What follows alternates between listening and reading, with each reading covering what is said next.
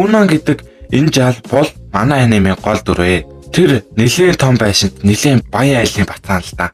Гэхдээ тэр багасаа ямар ч хараагүй төржээ. Харах гэж яг ямар байдаг юм бол гэж их боддог байсан. Аав нэг удаа тайлбарлаж өгөн л дөө. Харах гэдэг бол өнгө хэлбэр ялгаж харахыг хэлдэг. Бас Кунаны нүдэнд сонин тэмдэг байдаг. Тэрийг нь баатрын сариу гэдэг. Эртний нэг амар хүчтэй баатартай холбоотой гэж хэлв. Аав нь чи үүнээс хийж хэрэггүй шүү. Харин бахархах ёстой гэж хэлдэг. Гэхдээ зарим үйлчлэгч нар араар нь хөөхөдөө гэд өрөвдөд ярьж байгааг Куна сонсчихдаг. Тэгээд дотроо яагаад намайг өрөвдөд байгаа юм бол гэж ойлгодоггүй байжээ. Тэгээд нэг өдөр шидийн багш ирээд Кунанд хичээл зааж эхэлдэг. Куна эхэндээ би хараагүй юм чинь яаж хичээл сурах юм бол гэж бодсон. Гэтэл хүмүүс чи угаасаа ийм хүчтэй авьяастай гэд урам өгнөө. Хичээл эхлээд Куна анхны оролдлогоороо шууд жижиг усан бөмбөлөг хийж эхдэг. Өөрөө харж чадахгүй болохоор багш нь чи жижигхэн усан бөмбөлөг хийчихлээ гэж хэлж өгдөг. Тэгээд Куна гинт нэг бодолд орж эхэлдэг. Хэрвээ би супер сайн шид сурвал өөртөө нүд хийж чадах юм биш үү? Тэр мөчөөс хойш Куна жинхнээсээ шаргуу бэлтгэл хийж эхэлдэг. Нэг удаа бүр хоол идэж байхдаа би яг юу идэж байгаа юм гэж анх удаа сонирхож асуудаг. Өмнө нь ерөөсөө тоодоггүй байсан юм байна лээ. Дараа нь багш нь ном уншиж өгөхөд Кунан Эртний баатрын тухай сонсохыг хүсдэг. Гэхдээ өөрөө бол энэ домог надад хамаагүй л дээ. Би өөрийнхөө л амьдрна гэж боддог. Би ч бас сайжруулах хэрэгтэй гэж сэлэм хүртэл сурч эхэлдэг. Эхэндээ ганцхан усан бөмбөлөг хийдэг байсан бол дараа нь бүр 7 зэрэг хийж эхдэг болчихсон. Тэгэд нэг өдөр Кунаны сүйт бүсгүй гүнж Мирака уулзахаар ирдэг. Үнэн дээр тэр эрэгтэй нэг их дуртай биш байсан. Дуугүй хөндөө санагддаг байсан болохоор ийм хүнтэй гэрлэн гэж үгээд жаахан дург байсан. Гэхдээ харин уулзаад ирэхэд бүх юм зүгээр болчихсон байж Кунан өөр болчихсон. Илүү өөртөө итгэлтэй, яриан хүртэл илүү амьтаа болчихсон. Тэгээд бүр усан шидийн өдөлтөл Миракад нэлээд гой санагдлаа. Тэр хоёр өдөржингөө хамт байгаад үнэхээр гой цагийг өнгөрөөдөг. Харих замдаа Мирака бүр ичингүүрээ Кунаны нэмтэглэл яриаг нь бодохоор анх удаа дахиад уулзмаар байна гэж боддог. Харин Кунан ч гэсэн бодолд орно. Би ер нь Миракаг огт анзаарахгүй явж байж дээ. Тэгээд шууд фолараа дээр очиод жинхэнэ джентльмен шиг яаж би авч явах вэ гэж заалгаж эхэлдэг. Өөрийгөө илүү дээр болгохыг хүссэн хэрэгэлтэй. Нөгөө ид шидийн багш Жэйн бол гайхаад л байж байна. Кунан шууд 7 усан бөмбөлөг зэрэг гаргачихсан нь бүр хитрхи их чадвар. Багш нь хүртэл тэгж чаддаггүй. Тэгээд арга барилаа өөрчилнө. Зүгээр ус гарах биш, усаа яаж удирдах вэ гэдэг чухал гэд дааж эхэлдэг. Жишээ халуун ус, хөтөн ус гэд өөрөө болгож үзүүлнэ. Кунан шууд турчиж үзнэ. Нэг аяг ус хийж Ика төгнө. Амсаад үз гэхэд Ика уугаад яагаад ийм алимшиг амттай байна гэд Жэйн дотроо яаж ийм хурдан сурчих вэ гэд уур нь бүр хурж байгаач гаднаа тавин байв. Тэр орой Кунан бүр унталгүй шүнжэнгөө бэлтгэл хийдэг. Алимыг төсөөлөд хэлбэр үнэр гэд бүгднийг бодож чадна. Харин өнгийг төсөөлж чадахгүй. Энэ бол том асуудал байлаа. Гэхдээ тэр бууж гисэнгүй. Маргааш өглөө дахин оролдоно. Усан бөмбөлөг гаргаад ширээн дээрх алим руу ойртолтол гинэт Кунан би өнгө харж байна гэж хэлчихдэг. Эхэндээ Ика итгэхгүй. Гэтэл Кунан 2 ногоон 3 улаан алим байна гэд яг зөв хэлчихнэ. Ика шалгаад үнэн болохоор нь баярлаад бүр өөлнө. Тэгээд тэрвэрээд шууд Кунанын аавд хэлэхэр гүйдэг.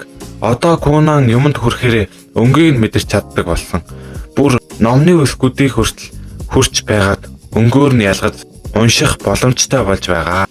Аав нь маш их баярлана. Миний хүү үнэхээр уншиж байна гэд бахархна. Дараагийн өглөө Кунан багштай гайхуулахаар улаан өнгийн том усан бөмбөлөг хийж байтал гэр бүлийнхэн нь орж ирээд очоогоод Кунан анхаарлаа алдаад ус нь тесэрчгэн. Тэгэд өөрөө Ика хоёр бүх биеэрээ улаан усаар нь орчихно. Харахад яг цус шиг харагдаад ээж нь аяагаад ухаан алднаа. Кунан юу болсныг ойлгохгүй зогсож байхад Ика тайлбарлаж өгнө. Цус улаан өнгөтэй байдаг болохоор ээж чинь айгаад онцглаа даа. 3 сарын турш багцгаж шүү гэж хэлжээ. Үүнийг сонссон Ика шууд л ухаан алдаж унтчихв. Ягаад вэ гэвэл тэр цалинда маш их хайртай хүн шүү дээ. Тэр үед ойролцоох бутны цаанаас Жэйн бүхнийг чимээгөө ажиглаж байлаа. Тэр дотроо Кунан чинь миний бодсноос хамаагүй илүү авьяастай юм байна. Ийм хурдан өсөж байвал нэг өдөр хамгийн агуу шидтэм болох байх таа гэж боджээ. Хэдэн хоногийн дараа Конаны аав чамайг сургуульд явуулъя гэж бодож байна гэж хэлв. Үүнийг сонссон Иксио гайхаж, Иксио гэдэг нь Конаны ах шүү за. Конан чинь хизээч гэрээсээ гарч байгаагүй шүү дээ гэж хэлжээ. Аав нь тийм ээ, яг тийм болохоор явуулах хэрэгтэй. Гадаад ертөнцид засах ёстой гэж хариуллаа. Иксио гинэт багтаа болсон нэг явдлыг санаад тэр Конаныг гадаа тоглуулах гэж гараас нь бариад гарах гэж байсан чинь өөрөө шатанд бүдэрч унаад нүрээрээ газар мөрөгчсөн байжээ. Одоо үедээ эргэж ирээд Иксио айцаа нууж би Конанд туслана гэж авдаа хэлв. Маргааш өглөө нь Ико Конаг усны аягаар тоглож байгааг хараад инээмсэглэв. Конан би энэ агийг шидтэй болгочихсон. Ирээдүйд хардаг болгочихсон гэж хэлв. Ико шууд сонирхоод тэгвэл миний найз залуу нас одоо хэдтэй байгаа вэ гэж асуулаа. Конан инээгээд чи одоо ч хамгийн сайхан үедээ явж байна гэж хэлжээ. Ико дахин шоолж тэгвэл миний ирээдүйн нөхөр хэн бэ гэж асуув. Конан шуумыгаад чам шиг үсгэлэнтэй хүн хэдэж шүдэн бичрэгчгүй байхгүй дээ гэж хэлв. Фолдороо энэ хоёрыг хараад би Конанд ингэж тоглож ярихыг заасан минь зөв байсан болов уу гэж бодлоо. Гэхдээ дотроо бол Конан их өөрчлөгдөж илүү их аз жаргалтай байгаад нь баяртай байв. Дараа нь Флора хичээл дааж эхэлсэн ч Конан байнга тоглоом хийж инээл гэж байвлаа.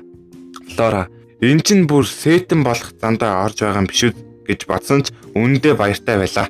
Хичээл дуусны дараа Ико гадаа авчих гарч аавтай нь уулзуулахаар явлаа. Ико даарснаа мэдээд халуун усны бөмбөлөг хийж өгөөч гэж хэлв.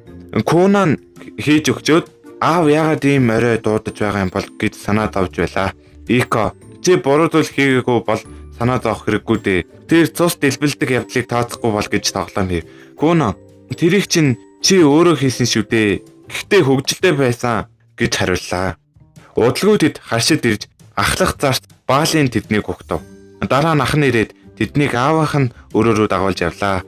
Замдаа ах нь чамд явхад тослох уу гэж асуув. Конан хэрэггүй би орчноо мэдэрч чадна гэж хэлв. Ах нь толгой тогсон ч өмнөх алдаагаа санаад баг зэрэг санаа зовж байлаа. Удалгүй тэд өрөөнд орж ээж аав нь аль хэдийн хүлээж байв.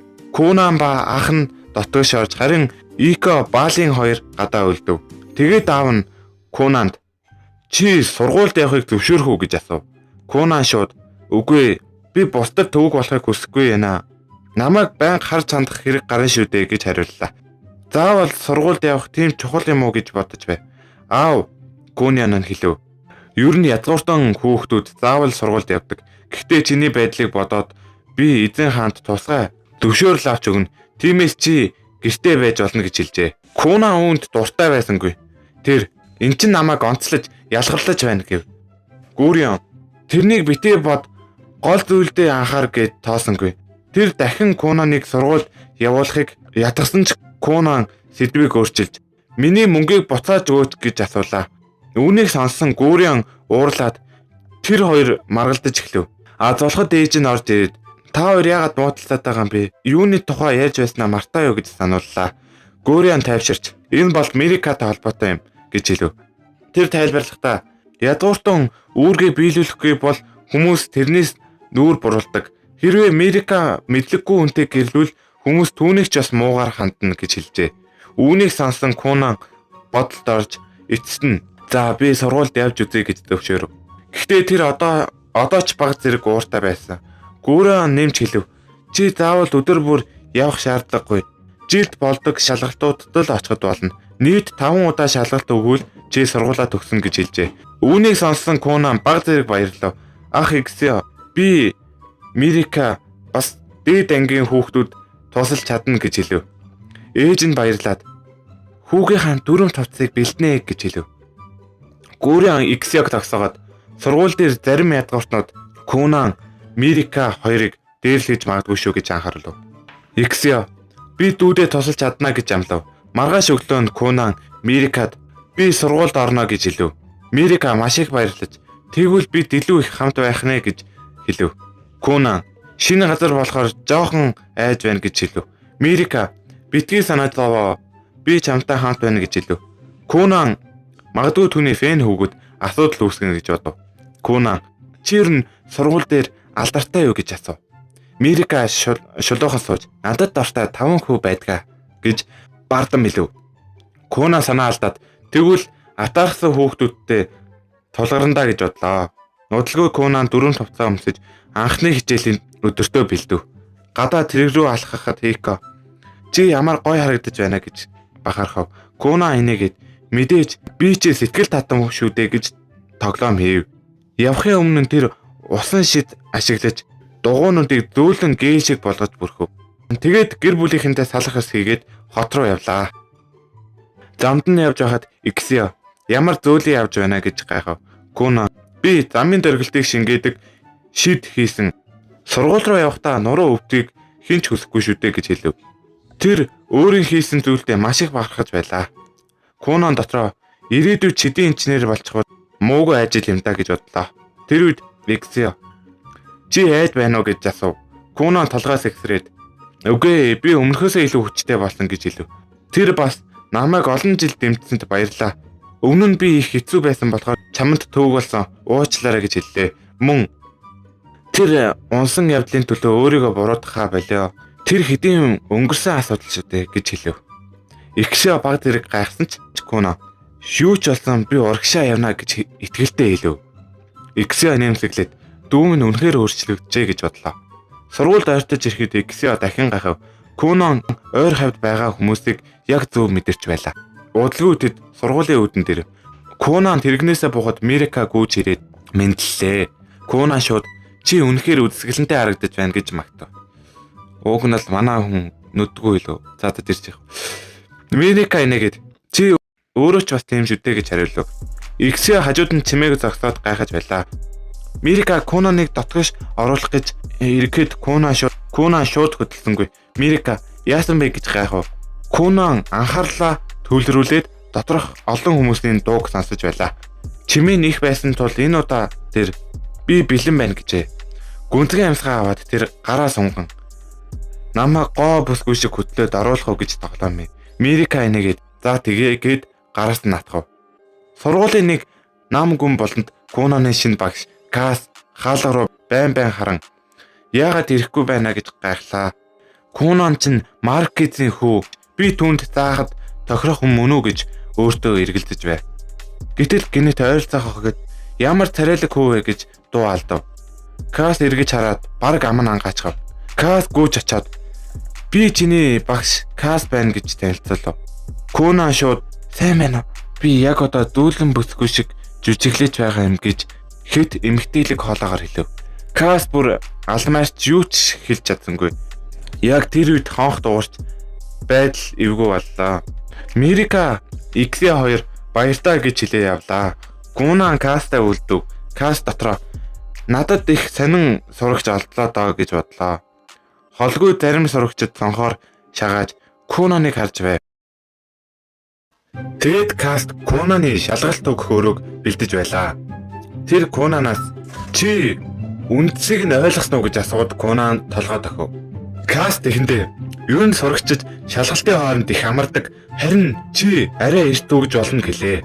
Конан гайхаад харсан чинь Каст аав чинь хаантай ярилцаж зохицуулсан гэж тайлбарлав.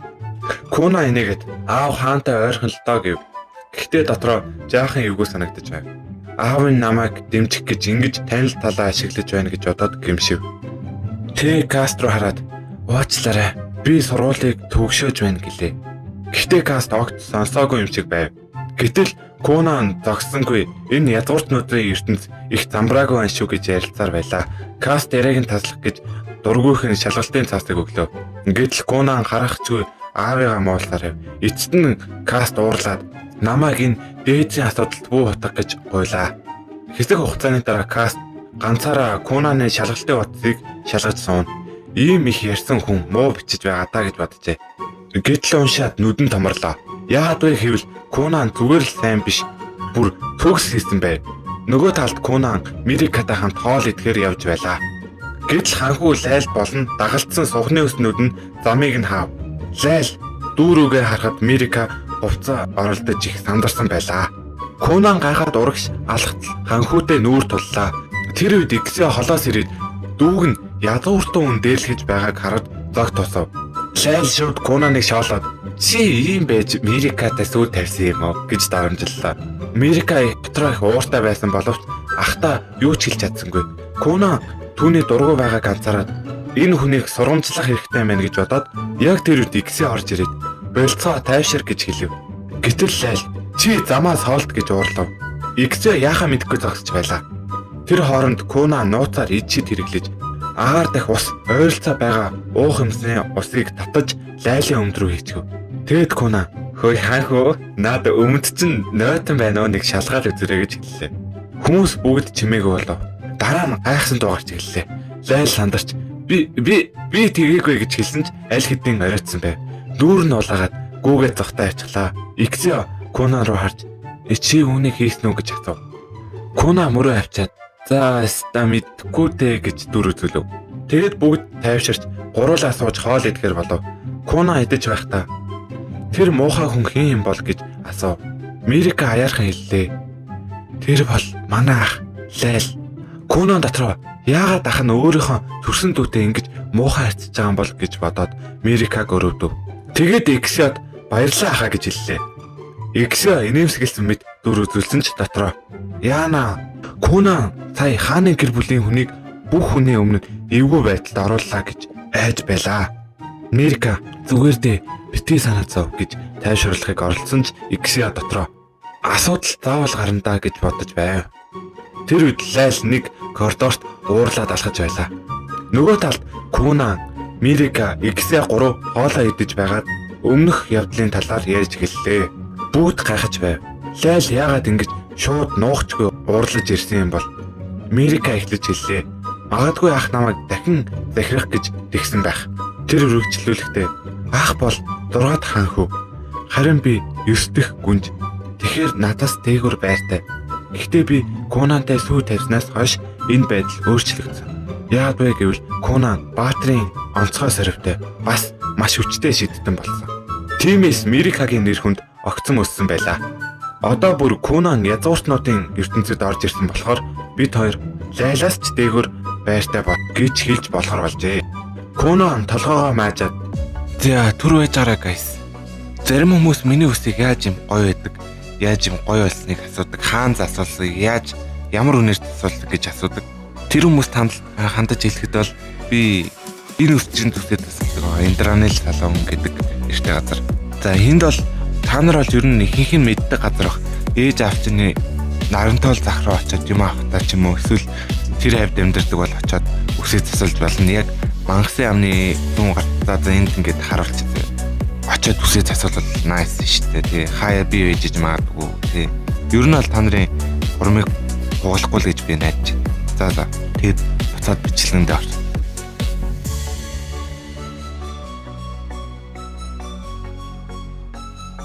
Энэ бүх зэрэг дэв байр суурь гэдэг юмнаас чинь их ойлгохгүй байна гэв. Мирика инээгээд тэр хамаагүй би чамтай хамт байгаадаа л ад жаргалтай байна гэж хэллээ.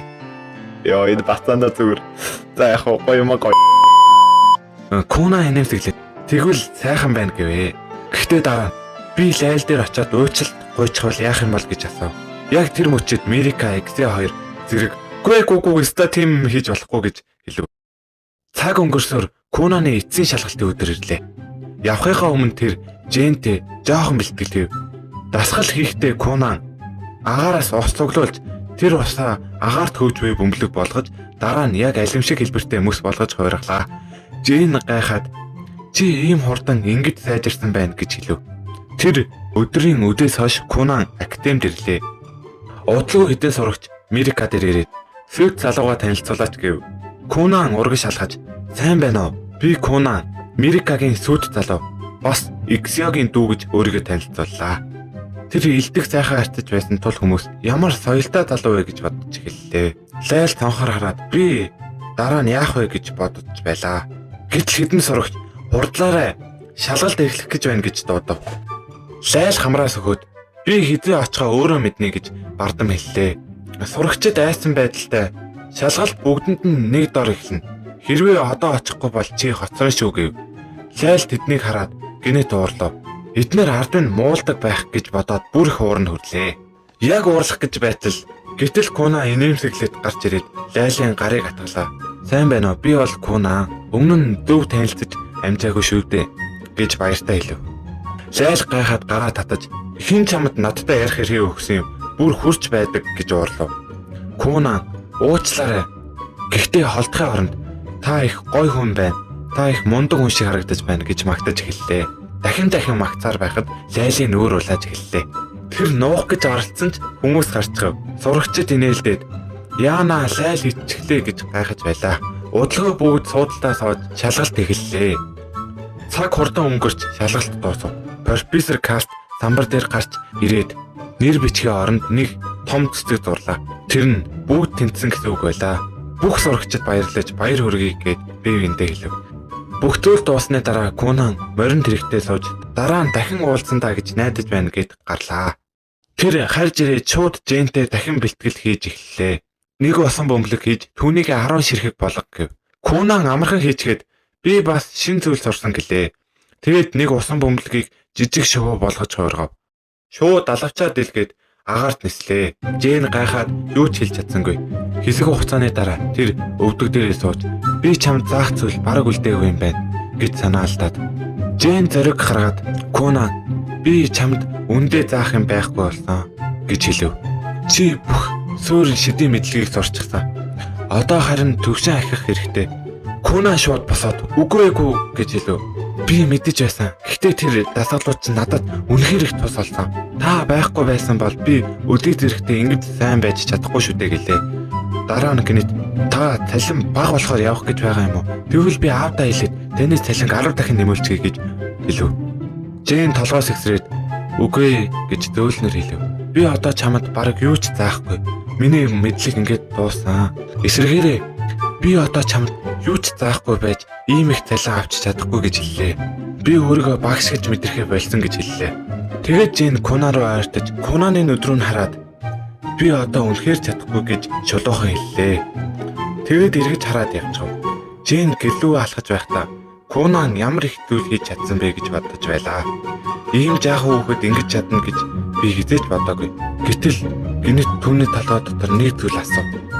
Хэрвээ Кунан тийм хүчтэй шийдтэн болох гэж байгаа бол би ч чадна. Би өөрийнхөө шаваас доторхгүй гэж шийдлээ. Нөгөө талд харьцтай Рика Кунанд хэлв. Флорач бас ажиллаа өгсөн. Чи язгууртны хүүхдүүдийн сургуулийг дуусгаад төгссөн болохоор түүний ажил дууссан гэж хэлв. Кунан жаахан гуниглаад би түүнтэй салах хийж чадсангүй. Рика Флора баяртай гэж хэлээг нь очиртай. Чи уйлчаач магадгүй байсан гэж тайлбарлав. Түүнийг сонсоод Куна тэгвэл би түүнд захиа бичнэ гэлээ. Түүнд баярснаа хэлнэ гэж шийдэв. Орой хоолны үеэр Куна аавтайгаа ярив. Куна Жэн ажиллаа өгсөн. Тэр өөрийгөө надад заахад хангалтгүй гэж бодож байна гэсэн. Тэд ярилцаж байхад гисо гинэт би маш хүчтэй хаан шидтний тухай сонсож байсан. Тэр шидтэн нь Шианли гэдэг. Куна шууд тэр миний дараагийн багш болгоё гэлээ. Гэтэл аав нь шууд үгүй гэж хэлв. Хааны шидтэнд багш болох бараг боломжгүй. Тэд хаанд ажилдаг хувийн шав авдаггүй. Тэр хэтэрхий чухал хүмүүс гэж тайлбарлав. Гэхдээ Куна шууд бууж өгсөнгүй. Тэр би аавтай хамт ороод ордонд ороод төөрсөн мэт дүр үзүүлнэ. Тэгээд нэг шидтэн ирэхээр нь түүнийг ятгана гэж төлөвлөгөө гаргав. Аав нь шууд энэ бол маш тэнэг санаа. Кунанд за энэ сэдвийг бүр март гэж хэлв. Кунан буцааж нэг юм хэлэх гэж байтал ээж нь орж ирээд Арсонд өхөөрдөм хартаар харлаа. Тэгтэл Арсон бууж өгөөд за гэж гомдлож байгаад зөвшөөрлөө. Хэд хоногийн дараа шилтгэнд байдаг нэг мастер Кунаны хааны багштай болох хүсэлтийг хүлээж авлаа. Эхэндээ тэр хүн тоохчгүй бараг шууд хаях гэж байв. Гэхдээ Кунан баатар ширвтэй гэдгийг хараад гинэт сонирхоод дүр адснав. Удалгүй Кунанд хааны ордонд иргэсэн албан ёсны дуудлага ирлээ. Тэгээд тэр аавтайгаа хамт морин тэрэгт сууж явнаа. Аав нь их баяртай харагдаж байв. Кунан хаан аавтай их ойрхон байдаг болохоор ийм хурдан уулзалт зохион байгуулж байгаа гэхэд аав нь үгүй. Энэ бол хуучин танилтай ямар ч холбоо байхгүй. Үндэ ордны хамгийн том шидтэн өөрөө чамайг сонирхоод уулзъя гэсэн юм гэж аав нь хэллээ. Тэгээд аав нь чи одоо ямар шид хийж чаддаг вэ гэж асуухад Кунан шууд тарин уншаад жижиг усан бөмбөлөг гаргав. Тэр нь удалгүй хар муур болоод өвөр дээр нь тайван суучлаа. Аав нь гайхаад шид ингэж болдог байсан гэж юусоо би бодсонгүй. Муурыг хэлэх гэдэл яг жинхэнэ муур шиг мэдрэгдэж бай. Кунан би саяхан ийм болоход сурсан. Өмнө нь тунгалаг амт хийж чаддаг байсан. Одоо өнгийг нь өөрчилж чаддаг болсон. Ер нь гадаад төрхийг өөрчилж чаддаг болсон гэж тайлбарлав.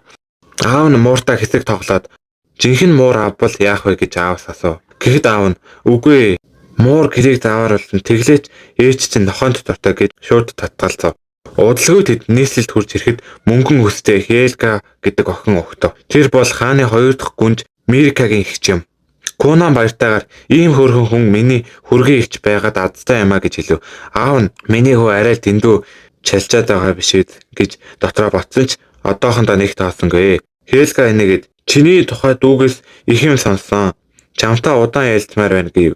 Энэ мууранд тулгай хоол хэрэгтэй юу гэж асуув. Гэтэл Кунаны аав муурыг газарт тавихад Кунан шидээ тодлож муур нь шууд тус болоод алга болчихов. Хельга тэр даруй Кунан үнэхээр авьяастай гэдгийг ойлгов. Харин аав нь мууранд нэр өгч амжааг үдээ жаахан харагдаж байв. Хельга би чамайг хар цамхаг руу дагуулж өгье гэв. Аав нь би хаантай уулзчаад магадгүй гэртээ ярих байх гэлээ. Кунан зүгээрээ би дараа нь Мерикатай уулзаад гадуур гарна гэж хэлэхэд аав нь за тэг сайхан цагийг өнгөрүүлээрэй. Босох үед чинь би тэрэг бэлдэж өгнө гэж хэллээ. Тэгэд Хельга Кунаныг хар цамхаг руу дагуулж явлаа. Явахдаа чи өөрөө алхаж чадна үсттэй. Эсвэл тусламж хэрэгтэй юу гэж асуув. Куна би зүгээрээ гэд шууд л Хельгад маш хэцүү шийдвэртэй холбоотой асуултууд асууж эхэллээ. Хельга бүр гайхаад юу ч ойлгохгүй болчихов. Тэгэд Хельга энийгээд алхаж байхдаа ийм хэцүү юм ярьж чадахгүй гэд өөр сэдв гаргав. Чи хаа хідэн хүүхдтэйг мэд хүү гэж асуув. Куна би ер нь бодож байгаагүй юм байна гэв. Гэхдээ Хельга манай хаа маш хүчтэй. Нийт 7 хаан хүүтэй 10 гүнжтэй гэж тайлбарлав.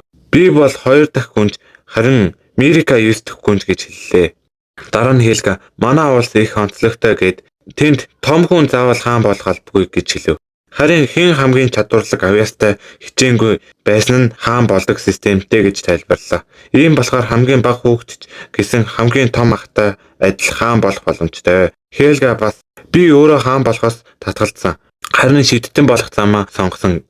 Сайн шидтэн болохын төлөө хичээж байгаа гэж хэллээ. Тэгэд коридороор явж байхад Кунан гинэд цонх руу татагдаад хол байгаа харанхуй цамхагийг ширтэж зогсов. Тэр цамхагаас маш олон өөрөөр шидний хүч мэдрэгдэж байлаа. Удалгүй Хельга маш чухал зүйл хэллээ. Чамайг хаан болгох тэмцэлд зүгээр л татан оролж магадгүй шүү гэж анхаарууллаа. Тийм болохоор чи хэний талд орохоор сайн бодож байж шийдэрэй. Бас дараа нь чиний эсрэг ашиглагдаж болох зүйл бүү яар гэж хэллээ. Ийм хэрэгтэй зөвлөгөө өгсөнд Кунан баярлаад би бас нэг гоё зүйл үзүүлэе гэв. Тэгэд гутлынхаа доор нэмэн ус хөдөлгөж хүмүүс болголоо. Тэгэд яг тэшүүр шиг гулгаж байгаа юм шиг урагш гулгаж эхлэв. Хельга маш их баярлаад надад ч бас хийж өг гэж хэллээ. Кунан дахин шидээ ашиглаад удалгүй тэр хоёр коридорт гулгаж инээлдэж яг тэнэг хүмүүс чиг давхиж байв. Харуулууд гүнж битчихвээ гээд тэднийг барих гэж араас нь гүйж хэллээ. Тэгээд Кунан Хельга хоёр маш хурдан байсан болохоор харуулууд барьж авч чадсангүй. Гэхдээ удалгүй нэг баатар тэднийг хараад шууд хөөж эхлэв. Кунан зогсоо гэж асууд Хельга үгүй бид зогтаж чадна гэж хэллээ. Гэхдээ тэр нь буруу ордлого байлаа. Баатар тэднийг гүйцээд байлж аваад цэцэрлэг рүү авчиж сайн тагнав. Дараа нь тэднийг цамхаг руу дагуулж очоод Кунаныг улсын хамгийн том шидтэн Романд ах дуртай уулзлаа. Кунан тэр том шидтний өмнө зогсож байхад салхины хүртэл хүчтэй санагдаж эхлэв. Тэр өмнө нь Хельгагийн шидийг их мундаг гэж боддог байсан. Гэхдээ Романтай харьцуулахад шал өөр төвчний хүн юм шиг санагдлаа. Романд чи усны сүлдтэй төрсөн хүү мөн үү гэж асуув. Кунан тийм ээ. Гэтэ би сүлд гэдэг сайн ойлгосонгүй гэж хэллээ. Тэгээд Романд нийт 7 төрлийн сүлд байдаг гэд тайлбарлав. Гал ус, газар, салхи, гэрэл, харанхуй бас шувууны сүлд байдаг гэж хэлв. Мөн сүлд бүр 1-5 од хүртэл зэрэглэлтэй байдаг. Чиний 2 одтой сүлд бол маш энгийн тохиолдол гэж хэллээ. Хельга би ч бас 2 одтой салхины шидтэн гэж хэлв. Кунан энийгээ за ойлголоо. Бид хоёр энгийн бяцлаг шиг. Харин Романд бол маш үнэртэй амттай бяцлаг юм байна гэж тоглоом хийв. Романд тийм жишээ муугүй байна гэд өөрийнхөө сүлдийг 4 оттой гэдгийг хэллээ. Дараа нь тэднийг доош бэлтгэлийн талбай руу дагуулж очоод чиний шидийг жаахан шалгаж үзье гэж хэлв. Кунан баг зэрэг сандарч хэрвээ би сайн хийвэл хааны шидтэн надад багш болох юм болов уу гэж бодсон ч удаан бодох цаа гарсангүй. Романд шууд нэг ахмад насны сурагчийг дагуулж усны шидээ үзүүлж эхэллээ. Тэр шидэд нь тарин уншаад гинэт агаарт маш олон усны судлах гарч ирээд гоё хээ шиг гялалдаж эхлэв. Романд Конанд хандаж одоо чи энэ хүүгийн шидийг өөрийнхөө шидээр дийл гэж тайван хэллээ. Конан шууд Жэнийг хэлж байсныг саналаа. Чи зөвхөн ус бүтээдэг биш, бас усыг удирдах чадна гэж хэлж байсан. Өмнө нь энэ амархан байсан. Гэхдээ өөр хүний хийсэн усыг удирдах үзээгүй гэж хэллээ. Конан энэ бол надад шин зүйл байна гэж ойлгов. Романд түүнийг огт бодож байгаагүй хэцүү байдалд оруулжээ. Конан эргэлдэлгүй оролдож үтгэхэр шийдлээ. Тэр бүх хүчээ ашиглан нөгөө шидтэй усыг удирдах усны судлууд нөгөө шидний хүчээр баригдаад хөдөлж өгөхгүй байв. Романд анхааралтай харж юу болохыг хүлээж байлаа. Конан бууж өгсөнгүй бүх хүч тэсвэрээ ашиглаж улам их чармайв. Конан нөгөө туршлагатай шидтний уснаас 2 ширхэг бөмбөлийг салгаж авчихлаа. Дараа нь шид тогсож Конан өвдөг дээрээ унаад амьсгаатаж эхэллээ. Мөнгөлөг өстэй шидтэн үннээ хэлээд би нэг жаахан хүү надаас 2 усны бөмбөлөг булаад чадна гэж огтоодсонгүй гэж хэллээ. Тэр мөнгөлөг өстэй шидтэн би Конаныг шаваа болгоё гэж хэлэхэд босод шидтэнгүүд шууд үгүй би аавна гэд бүгд Конаныг авахар чичрэв. Гэхдээ Роман шууд болноо би эхлээд илүү ихийг хармаар байна гэж бүгднийг загсаалаа. Тэгэд Конанд чи өөрийнхөө хүссэн зүйлээ үзүүл гэж хэллээ. Конан шууд усаар нэг үсэрдэг туулаа шиг юм хийчихв. Босод шийдэнгүүт бас би туршиж үзье гэд ээлжид зогсоод яаж ажиллаж байгааг нь ойлгохыг хүсв. Гэхдээ Роман Конаныг чи энэ шөнө шилтгэхийн тулд би чиний чадварыг илүү сайн шалгана гэж хэллээ. Конан уучлаарай би өнөөдөр Мерикатай болцоотой байгаа. Орой хоолнд орох ёстой гэж хэлээд татгалдав. Тэр үед Хельга чи өөр амтэн эсвэл хүн хийж чадах уу гэж асуув. Конан чаднаа гэд шууд усаараа нэг хүн шиг хөөгөлдөө хийв. Тэр нь өөрийнх нь үйлчлэгч шиг харагдаж байлаа. Гэхдээ төгс биш байсан болохоор баг зэрэг тунгалаг хөдөлгөөн нь жаахан эвгүй харагдаж байв. Нөгөө залуу шидтэн энэ хөөгөлдөө ямар нэг юм хийж чаддаг юм уу гэж асуув. Конан би нэг удаа нисгэж үзсэн. Гэхдээ жаахан инээдтэй харагдаж байсан гэж хэллээ. Конан хөөгөлтийг нааш цааш нисгэж эхэлсэн чинь шилтгэнд байсан хүмүүс тал бүр айжглаа. Ингээд Конан дахиад загнуулж бүгд уучлалтгүйдгав. Удгүй нар жаргаж эхлэхэд Роман чи шалгалтад авлаа гэж хэлв. Би чамд шидээ илүү сайн хянаж сургад тослох шидтэн өгнө гэж хэллээ. Конан маш их баярлаад аавдаа хэлэхээр гүйж очлоо. Гэхдээ аав нь эсвэргээрээ баярсангүй хэдэн цагийн дотор 2 удаа асуудал гаргалаа гэд Конаныг загнав. Шидээ болгоомжтой ашиглах гээд уурлаад яваад өглөө. Удалгүй аав нь харж Конан Хельгатай үлдвэ. Хельга чи Мерикатай уулзах ёстой. Орой хоцорчхон шүү гэж хэллээ. Тэгээд шид ашиглаад хурдан очие. Тэгэхгүй бол амжихгүй гэв. Тэд туршилт хийхээр шийдэв. Конан том усан бөмбөлөг хийж Хельга салхины шидээр түүнийг түлхэж тэд тэнгэрт нисэж эхэллээ. Яг шидэд хэрсэндээ сууж байгаа юм шиг нисэж байв. Тэгээд Мерикагийн өрөөний ойролцоо ирэхэд нэг юм мартчихсан байлаа. Тэр салхины ижидээ аажмаар зогсоох ёстой байсан ч шууд тасалчихсан байв. Тэр хоёр шууд доош онж эхэллээ. Дахиад өнөх баатар Дариод баригдчихав. Энэ өдөр 3 дахь удаага баригдаж байгаа нь энэ байлаа. Дариа бүр их уурлаж бас урт лекц унсаж эхлэв. Харин Мерика гой даашинтаа өмсөд өөрийнхөө хаагүйг ирнэ гэж хүлээсээр байлаа. Мерика өрөөндөө цаашнаас алхаж маш их сандарч байв. Тэр Конан намайг хажихсан юм биш үү гэж бодож эхэллээ. Зүрх нь хүчтэй цогөлж их төгшиж байлаа. Тэгэд үйлчлэгч нь түүнийг тайшруулах гэж магадгүй тэр актемд саатаж байгаа байх. Өөр юм бишээ гэж хэлв. Хаалгалахад тэр үед хаалга тогшлоо. Үйлчлэгч хурдан очиж хаалганы нэг хамгаалагт зогсож байв. Конан ичгсэн гадаа гүнжийг хүлээж өгнө гэж хэллээ. Үйлчлэгч эргэж харсан чинь Мерика саяхан их сандарч байсан мөртлөө одоо буудан дээр тайван суучихсан цайгаа уугаад юу ч болоогүй юм шиг харагдав. Гэхдээ дараагийн мөчөд Мерика аль хэдийн хаалгаараа гараад сүйд залуу руугаа хурдан алхаж байлаа. Тэр шатан доор Конаныг хүлээж байгааг харав. Конан шууд оройцсондоо уучлалт гуйлаа. Өнөөдөр сар их үдсгэлэнтэй харагдаж байна гэж хэлсэн мөртлөө өөрөө бараг юу ч харахгүй шахав байлаа. Тэгэд тэр Мерикагийн гарыг зөөлөн хатгав. Ингээд Конан түүнийг өөрийн унааруугаа дагуулж тансаг гүндээр ресторан руу авч явлаа. Тэр дотгош ороход ажилчид нь маш хүнтэй гялалдсан ус авчирч өгөв. Энэ бол зөвхөн баян хүмүүсийн уудаг тансаг зүйл байлаа Гэтэ энэ хоёрт мөнгөний асуудал байх биш баячуудын хүүхдүүд юм чинь. Тэр сууж ууж эхлэхэд Мирикагийн үйлчлэгч Конаныг ажиглав. Түүний сууж байгаа байдал өөрийгөө авч яваад төрөх нь яг жинхэнэ ядгууртан шиг байлаа. Тэгэд Мирика хамгийн түрүүнд яриа эхлүүлв. Тэр өнөөдөр хар цамхаглуу явж амжуу гэж асуув. Конан баяртайгаар тийм ээ гэж хэлээд тэнд Мирикагийн эгчтэй уулзснаа бас ярив. Бас тэнд байсан бүх шидтэн үнэхээр гайхалтай байсан. Ялангуяа хоёр дахь гүнж Хелга их сүртэй байсан гэж хэллээ. Тэгээд бас шидтний шалгалтаа өгөөд давсан гэж хэлв. Гэтэ одоохондоо өөрийн багш хэн болохыг мэдэхгүй байлаа. Конан оройн турш Мирикад гоё гэлсээр байв. Мирика түүнд дуртай байгаа нь илт байлаа. Харин үйлчлэгч нь зарим үгийг нь жаахан хит романтик, жаахан ичмээр санагдаж байв. Гэхдээ залуу хаар угаасаа ийм байдаг болохоор гээд нэг их юм бодсонгүй.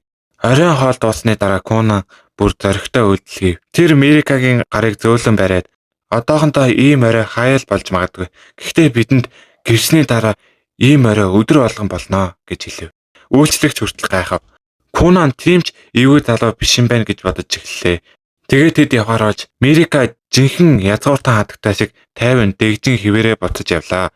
Гадаа байхдаа огт сэтгэлээ гаргасангүй. Гэхдээ өөрөөнийхөө хаалгыг хамагт бүх зүйл өөрчлөгдөв. Тэгээд шууд орон дээрээ өсөрж унаад жаахан үхчиг инээж эхэллээ. Зүрх нь хурдан цогилж Конаны хэлсэн бүх үгсийг дахин бодож байв. Тэгээд тэр инээмсэглэхээ болж чадсангүй.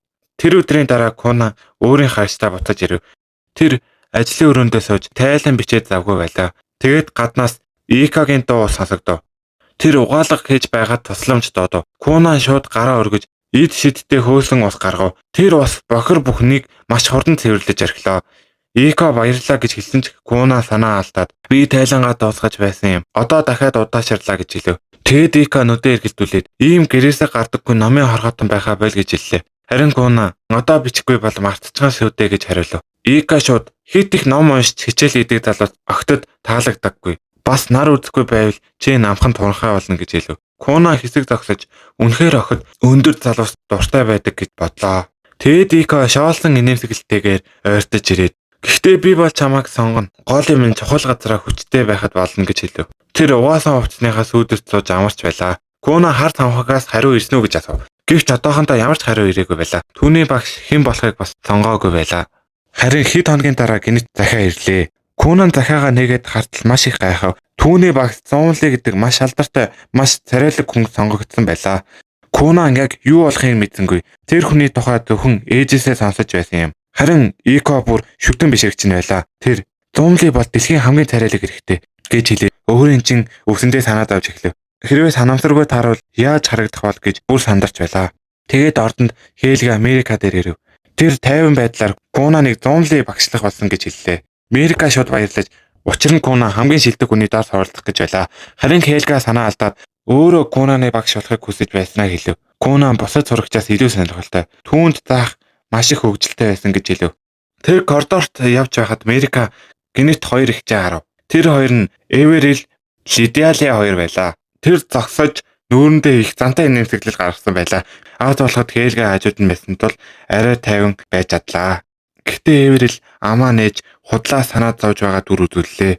Тэр сүүлийн үед бүгд Конаны тухай ярьж байна гэж хэллээ. Тэгээд хамгийн муу үгээ хэлв. Та хоёр одоо хүртэл гэрлээгүй зөвхөн сүйтэй байгаа шүү дээ. Тэр Конан өөр дуртай гүнжтэй дурлах хэрэгтэй хэвээр байгаа гэж хэлв. Энэ үг Мирикагийн зүрхэнд шууд өвдөлт өглөө. Тэр маш эвгүй байдалд орж царай нь өөрчлөгдөв. Гэхдээ Хелга хажууд байсан болохоор зүгээр зогссонгүй. Тэр шууд хариу барьж та хоёр бол аль хэдийн хуучирсан хэн ч хэрэггүй хүмүүс. Конан нүдтэй байсан бол та хоёртой нэг нүдэрээ харахгүй гэж хатуу хэллээ. Тэгээд тэр хоёр ихчийг шууд дууг болгочихоо. Уурландаа уулаж маш их ууртай болов. Тэгээд хурдан эргээд явж эхэллээ. Явхдаа Хелгад чи дандаа дээрэмчин шиг ажиллах юм. Нэг удаа ч гэсэн жинхэнэ гүнчиг байд сур. Чамайг баатар аль хэдийн 3 удаа дагнасан шүү гэж хэлээд ууртаагаар явчихав. Тэгэд Конаны харьц дээр Конан Икатай цай ууж сууж байлаа. Конан шинэ багш ямар хүн бол гэж бодон толгой дотроо төсөөлж байв. Харин Ика өөр ертөнцид орчихсон юм шиг байлаа. Тэр Зонлитэй удахгүй нүрээ харна гэж бодохоор аль хэдийн нүүр нь улааж маш их дагдлаж байв. Гэтэл гинэт гадаа сүйх тэрэг гэж загслоо. Эхэндээ Мирика бууж ирэв. Конан түүний гинэт хэлсэнд нь маш их гайхлаа. Гэхдээ тэр шууд сайхан үгсээ хэлж эхлэв. Ийм үзэсгэлэнтэй хүнтэй уулзахын өмнө би сэтгэлээ бэлдэх ёстой байсан юм гэж хэлв. Тэр бүр зогсонгүй. Чи бүр савнгаас олсон юм шиг сайхан үнэртэй байна гэж хэллээ. Гэхдээ Куна нэг зүйлийг мэдэхгүй байв. Зунли одоо хүртэл сүүх тэрэг дотор сууж энэ бүх үгийг чимээгөө сонсож байлаа. Тэр дотроо би яг ямар асуудалд орчих вэ гэж бодож байв. Удалгүй Зунли тэсгээ болоод сүүх тэргээсээ бууж ирлээ. Кунан тэр даруй хөсчхөв. Тэр хүнээс гарч байгаа хүчийг шууд мэдэрлээ. Тэгээд энэ хүн бол гарцаагүй Зунлиг гэж ойлгов. Икач бас дотроо ойрлож байлаа. Гэхдээ Кунан Зунлигаас гарч байгаа аимшиг хүчээр анхаарч байв. Түүний зөвхөн Ичидийн аавраа хүртэл бусдыг чичрүүлэх хүчтэй байлаа. Кунан тэр дараа ойлгов. Энэ хүн зүгээр хүчтэй биш, бүр өөр төвшний хүн байна. Тэр хар цамхагт болцсон бүх шиттэнгээс хавьгүй хүчтэй байлаа. Магадгүй их мастраас илүү хүчтэй гэж байж мэдхээ санагдав. Мирика Кунаны царайг хараад юу болсон бэ? Гэхэд Куна зүгээрээ гэж хэлээд урагшлав. Тэр Зунлид хүндэтгэлтэйгээр өөрийгөө танилцуулв. Харин Зунли мөрөө хавчаад надад нэг их хамаагүй гэж хэлв. Тэр хүүхдүүдтэй зууралдах дург нь шууд харагдаж байлаа. Ика дотроо ямар шиддэн хүн ийм бүдүүлэг байж чаддаг байна гэж бодов. Зунли нуух зүйлгүйгээр шууд хэлв. Би энэ ажлыг өөрөө хүсээгүй. Их мастер надад зүгээр л тулгачсан гэж хэллээ. Тэр үед Дарья өөрийгөө Мирикагийн хувийн хамгаалагч гэж танилцууллаа. Куна өмнө нь үүссэн бүх асуудлынхаа төлөө түүнээс уучлалт. Тэгээд бүгд цай ухаар суув. Гэтэ Зунли огт баяртай харагдсангүй. Ялангуяа Мирика Куна хоёр бие биентэйгээ дахин романтик үг хэлж эхлэхэд бүрч дургу болов. Тэдний яриа хэтэрхий бяцлаг шиг романтик болоход Зунли эцэст нь тасалдууллаа. Одоо боллоо. Тайвшир. Би Ичидийн тухай ярих гэж ирсэн. Өсвөр насны хайрын жүжигийг сонсох гэж биш гэж хэлв. Тэгээд тэр жаахан инээгээд Кунаныг сонирхохоор шийдэв. Чи нийлмэн шид гэж юу болохыг мэдэх үү гэж асуулаа. Кунан 50-аар хариулв. Энэ бол хэд хэдэн шидийг нэг дор нэгтгэж нэг том шид болгох өндөр түвшний арга гэж хэллээ. Зунли дахин асуулаа. Тэгвэл чи нэг дор хэдэн ичид өдөөсөж чаддаг вэ гэж асуув. Кунаны хариулт Зунлиг хүртэл гайхшруулв. Би нэг дор 31 ичид хийж чадна. Заримдаа 32 хүртэл оролддог. Гэхдээ тэр үед жаахан тогтворгүй болдог л доо гэж хэллээ. Зунли бүр анхааралтай болов. Тэр сонирхолтой юм. Би хүртэл 50-аас дээш гаргаж чаддаг гэж хэлв. Чи 20 ичидийн хязгаарыг яаж давсан юм бэ гэж асуулаа. Кунан 50 ичид нэг дор хийн гэдгийг сонсоод үнэхээр их гайхав. Тэр ийм тоонд хүрч чаддаг хүн байдаг гэж огт бодож байгаагүй юм. Тэгээд Зунли түн рүү хараад чи 20 ичидийн хязгаарыг яаж давсан юм бэ? Ихэнх хүмүүс тэрийг давж чаддаггүй гацдаг гэж хэллээ. Куна мөрөө хавчаад 50-аар хэлв. Би ширүүдийг яг барилгын блок шиг давхарлаж тавьсан. Нэгийг нөгөө дээр нэмсээр байгаад илүү олон болгосон гэж хэллээ. Зунли үүнийг сонсоод үнэхээр гайхаж баг зэрэг биширлээ. Учир нь ийм аргыг хэн нэгэн өөрөө ганцаараа олж мэднэ гэж ерөөсөө төсөөлж байгаагүй байв. Анх Зунли бол зүгээр л ирээдүйтэй хүүхэд байх гэж бодож байсан. Гэхдээ одоо маш аимшигтай ховор авьяастай болохыг ойлгож эхэллээ. Тэгээд Зунли эцэст нь баг зэрэг сонирхолтой болж сандлаасаа босов. Тэр чи зөвхөн ам сайтай биш гэдгээ бат. Би зүгээр л ярьдаг хүүхдэд цагаа өрөхгүй гэж хэллээ. Тэгээд бүр нүдэ тавьчихгүй. Надаас өвдөг сөхөрчихгүй. Намайг өөрийн багшаа болгооч гэж хүүсгэж хэллээ. Мирика үнийг сонсоод дотроо Куна хідээч ингэхгүй гэж бодлоо. Куна шууд бүхэж огт хэрэгэлдэлгүй хэллээ. Зинли бол дэлхийн хамгийн агуу шидтэн. Та үнэхээр гайхалтай. Бас бүр сайхан үнэртэй. Би бүр эрэгтэй хүн мөртлөө тантай дурлахад ч магадгүй гэж хэлв. Мирика баг зэрэг цочирдов. Зинли өөрөө хүртэл айчих шиг болов. За байлаа амаа тат. Одоо үүнээс илүү эвгүй болох хэрэггүй гэж хэллээ. Тэгээд тэр энэ хажуу хүүхдийг шалгаар шидэв. Зинли гараа өргөөд ич шидээ хэрэглэв. Тэгээд газарс нэг том зудаан шорон хан босож ирлээ. Тэр Кунанд хандаж за үүнийг эвдэж чадвал эвд. Ямар ч арга хамаагүй. Эвдэж байвал болно гэж хэлв. Гэхдээ Куна хөдөлж амжаагүй байхад Зинли гинэт өөр зүйл хэллээ. Тэр хүмүүсийн ярьдаг усан ор гэдэг зүйлийг туршиж үзмээр байна гэж хэлв. Кунан цаг алдалгүй шууд шийдвэр гэлэж агаар төвж байгаа усан ор бүтээв.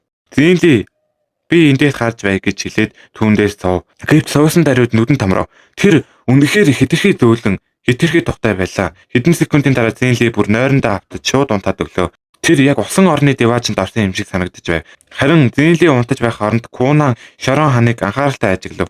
Гаднаасаа бол энгийн хаан шиг харагдаж байсан ч үүндээ маш хүчтэй хамгаалтын ичид шидүүд давхарлаж хийсэн байлаа. Бараг эвдэж боломгүй мэт санагдав. Зинли энэ хан дээр 40-оос илүү давхар ичид хийсэн байлаа. Гэхдээ Куна огт сандаасангүй. Тэр Зинлиг сэрэх гэж оролцсонгүй. Харин тайван суугаад гүнжийн хажууд очиод цаа аяглаж өгөөд тэр сэртэл жоохон үлээ гэж одоо сэрсний дараа л ханыг эвдэхэр шийжээ. Ингээд 2 цаг маш хурдан өнгөрлөө. Тэгээд нар жаргахын үед Зинли сэрв. Нүдээ нэгээд эргэн тойрноо харав. Хан одоо ч хэвээрээ байгааг хараад Кунан бууж өгчихөө гэж асуулаа. Кунан тайван цайгаа уугаад үгүй би таныг сэрхийг хүлээж байсан гэж хэлв. Тэгээд одоо цаг нь боллоо гэв. Кунан ханны өмнө очиод нэг шийд хэрэглэв. Савандаа усыг зөөлөн ус гарч ирээд ханыг жоохноор ботолж эхэллээ. Тэр ус шороог аажмаар уусгаж байв. Удаан ч гэсэн хан баг багаар хайлж эхэллээ. Зинли үүнийг хараад инээмсэглэв. Тэр Кунан бусад хүмүүс шиг хүчээр унгах гэж оролдсонгүй гэж бодлоо. Тэгээд тэр ухаантай аргыг үнэлжээ. Энэ мөчид Зинли шийдэв. За одоо чи миний шав боллоо гэж албан ёсоор хэлв. Маргаашнаас эхлээд миний бүх туршилтанд орсон шүү. Бэлэн байгаарай гэв. Маргааш өглөө Зинли дахиад ирлээ. Түүний хажууд гүнж Мерикач осоо. Зинли чангаар Кунан бол энэ улсын хамгийн хазтай хөхөд. Яагаад гэвэл хамгийн мундаг шидэхтнэр хичээл заалах гэж байна гэж хэлв. Кунан өөрийгөө магтахдаа аль хэдийн мэрэгжилтэн болсон байлаа. Тэр шууд хамгийн азтай хүн бол би. Эзэнт гүрний хамгийн царайлаг, хамгийн гайхалтай, хамгийн хүчтэй шидтэнгээр заалгана гэдэг энэ үнэхээр том ад гэж хэлв. Тэгээд Зинли сэтгэл нь хангалуун инээмсэглэв. Гэхдээ өнөөдрийн хичээл амар биш шүү. Чамд тусгай хөнгөлөлт байхгүй гэж хэлв. Хэрвээ та надад зөөлөн хандахгүй бол би бараг л үхчихэн шүү гэж хэлв. Зинли түн рүү хачаа харцаар хараад за болдоо тайвшир гэж хэлээд дотгоёс чирч аруулав. Гэхдээ өрөөнд оромогт Кунаны баяр шууд алга болов. Учир нь өнөөдрийн хичээл нь шин шид сурах биш байлаа. Зинлийг замраагүй муугаа бичсэн тэмдэглэлийг цэвэрхэн ойлгомжтой бичиг рүү хуулж бичих байв. Кунан шууд ойлгов. Энэ хүн зүгээр л өөрийн бичиг таасны ажлыг надад даатгаж байна гэж бодлоо. Тэр шинэ шид сурна гэж маш их догдож байсан ч гэтэл одоо бичиж хийж суух гэж. Тэгээд аргагүй ирэнд зөвшөөрөв. Зинли бусад хүмүүсийг явуулж эдгээр бичиг бол улсын маш нууц мэдээлэл. Зөвхөн би л харж болно гэж хэлв. Кунан Америка руу эргэж хараад уучлаарай жаахан удах нь хурдан дуусгаад эргээд очно гэж хэлв. Америка инээмсэглээд бусдтай хамт гарч явлаа. Тэгээд эдний гарсны дараа Зинли тайван хэлв. Өчигдөр хийсэн усан ороо дахиад хийгээв. Кунан амархан шидэ ашиглаад зөөлөн дулаахан усан матарс илээ. Тэгээд Зинли юу ч хэлэлгүй шууд дээр нь хэвтэв. Яг л амьдралаасаа тасарчихсан юм шиг шууд унтаад өв. Кунан гүн санаа алдаад ажиллаа хийж эхэллээ. Тэгээд гадна талын сарвчанд Мерика Иког хажууд иш дуудаад аяархан нэг нууцаа ярьж эхлэв. Тэгээд Мерика сүүлийн хэдэн хоног нууцаар сэлвэний бэлтгэл хийж эхэлжээ. Гэхдээ тэр Икод Кунанд битгий хэлээрэй гэж ам өчгөө авав. Ико гайхлаа. Учир нь гүнд сэлэн барьж сурах нь их ховор байлаа. Гэхдээ тэр толгой тохиж за би хүнд ч хэлэхгүй гэж зөвшөөрөв. Удалгүй Америка бэлтгэлийн хувцас өмсөд модон сэлмээ аваад дасгалын талбараа гарлаа. Тэнд Дариатай тулдаж бэлтгэл хийж эхлэв. Тэгээд харахад тэр одоохондоо туршлага багтаа байлаа. Гэхдээ маш хурдан сайжирчав. Яагаад гэвэл тэр үнэхээр хүчтэй болохыг маш их хүсэж байлаа. Тэр Кунаны хажууд зогсох хүн болохыг хүсэж. Кунан баатрын тэмдэгтэй учраас ирээдүйд алдар нэрт заавал хүрнэ. Тэгээд хэрэг хүмүүс тэднийг ижил төвшний хүмүүс гэж хараасаа гэвэл өөрөө ч гэсэн хүч чадал, уур чадвараараа өөрийн байр суурийг олох хэрэгтэй байлаа. Дээд давхарт Кунан хуучин бичгүүдээ өмнө бүхий суусаар байв. Тэр эртний хуудсыг ойлгох гэж маш их хичээж байлаа. Гэхдээ бичиг нь аимшигтай муухай байв. Үсэг үү, зураг уу гэдгийг ялгахад ч хэцүү. Заримдаа бүр эн чинь бичиг юм уу? Эсвэл хэн нэгэн уурлаа зараачихсан юм уу гэж бодмоор байлаа. Тэгэд Кунаныг хамгийн ойлгомжгүй бичгийг тайлбарлах гэж зовж байхад Зинли нойр насаас ирлээ. Тэр бүрэн амарсан харагдажээ. Кунан руу хараад хэр хийв гэж асуулаа. Тал хүртэл нь доосон гэж хариулав. Гэтэл магтаал сонсохын оронд Зинли шууд сохор хүнч чамаас хурдан хийх байсан гэж хэлв. Тэгэд Кунанд бас шууд хариулав. Ийм юм унших гэж оролдвол хинч сохорно. Таны бичиг шаварт өнгөрсөн өөдч хуудсан дээр өнхөрсөн ч үүнээс илүү ойлгомжтой харагдана гэж хэлв. Зинли хөмсгөл ангитаад миний гайхамшигтай бичгийг тийм жижиг шавьчтай битгий харьцуул гэж хэлв. Тэгэд Кунан мөрөө авчаад тэгвэл энэ өнөө хийж байгаа ажлынхаа төлбөрийн нэхэмжлэлийг би заавал явуулна шүү гэв. Зинли ингэж их өнгөрч болохгүй. Энд чинь бас ургалтын нэг хэсэг гэж хэлв. Кунан гайхаж яаж вэ гэж асуув. Ном уншаад мэдсэн зүйл төр зургийн байдаг. Цаг өнгөрөхөөр амархан мартагддаг. Гэхдээ тархичин өөрөө хүч гаргаж ойлгож гарчин өөрөө бичиж байвал тэр мэдлэг илүү хүн үлддэг. Тэгэд амархан алга болдоггүй гэв. Тэгэд Кунан сая ойлголоо. Тэгэхээр энэ бас сургалтын нэг юм байна гэж бодоод чимээгүй толгоогоо дохив.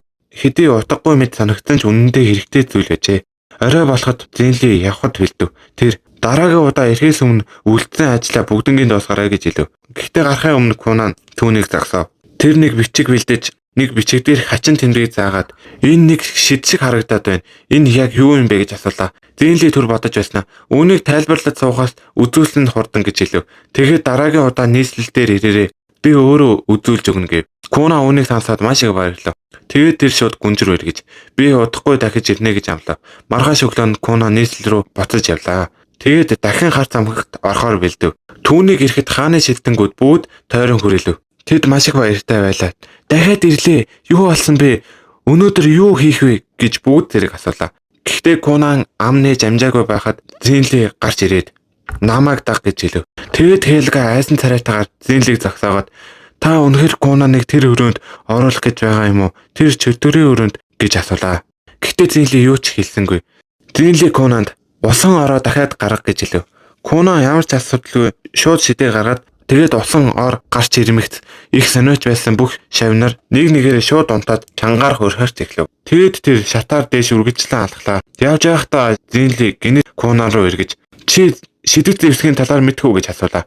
Шидэт зэвсэг гэдэг бол хүний эд шидийг дамжуулж ашиглах онцгой зэвсэг гэв. Зинли сэтгэл хангалуун толгой дохив.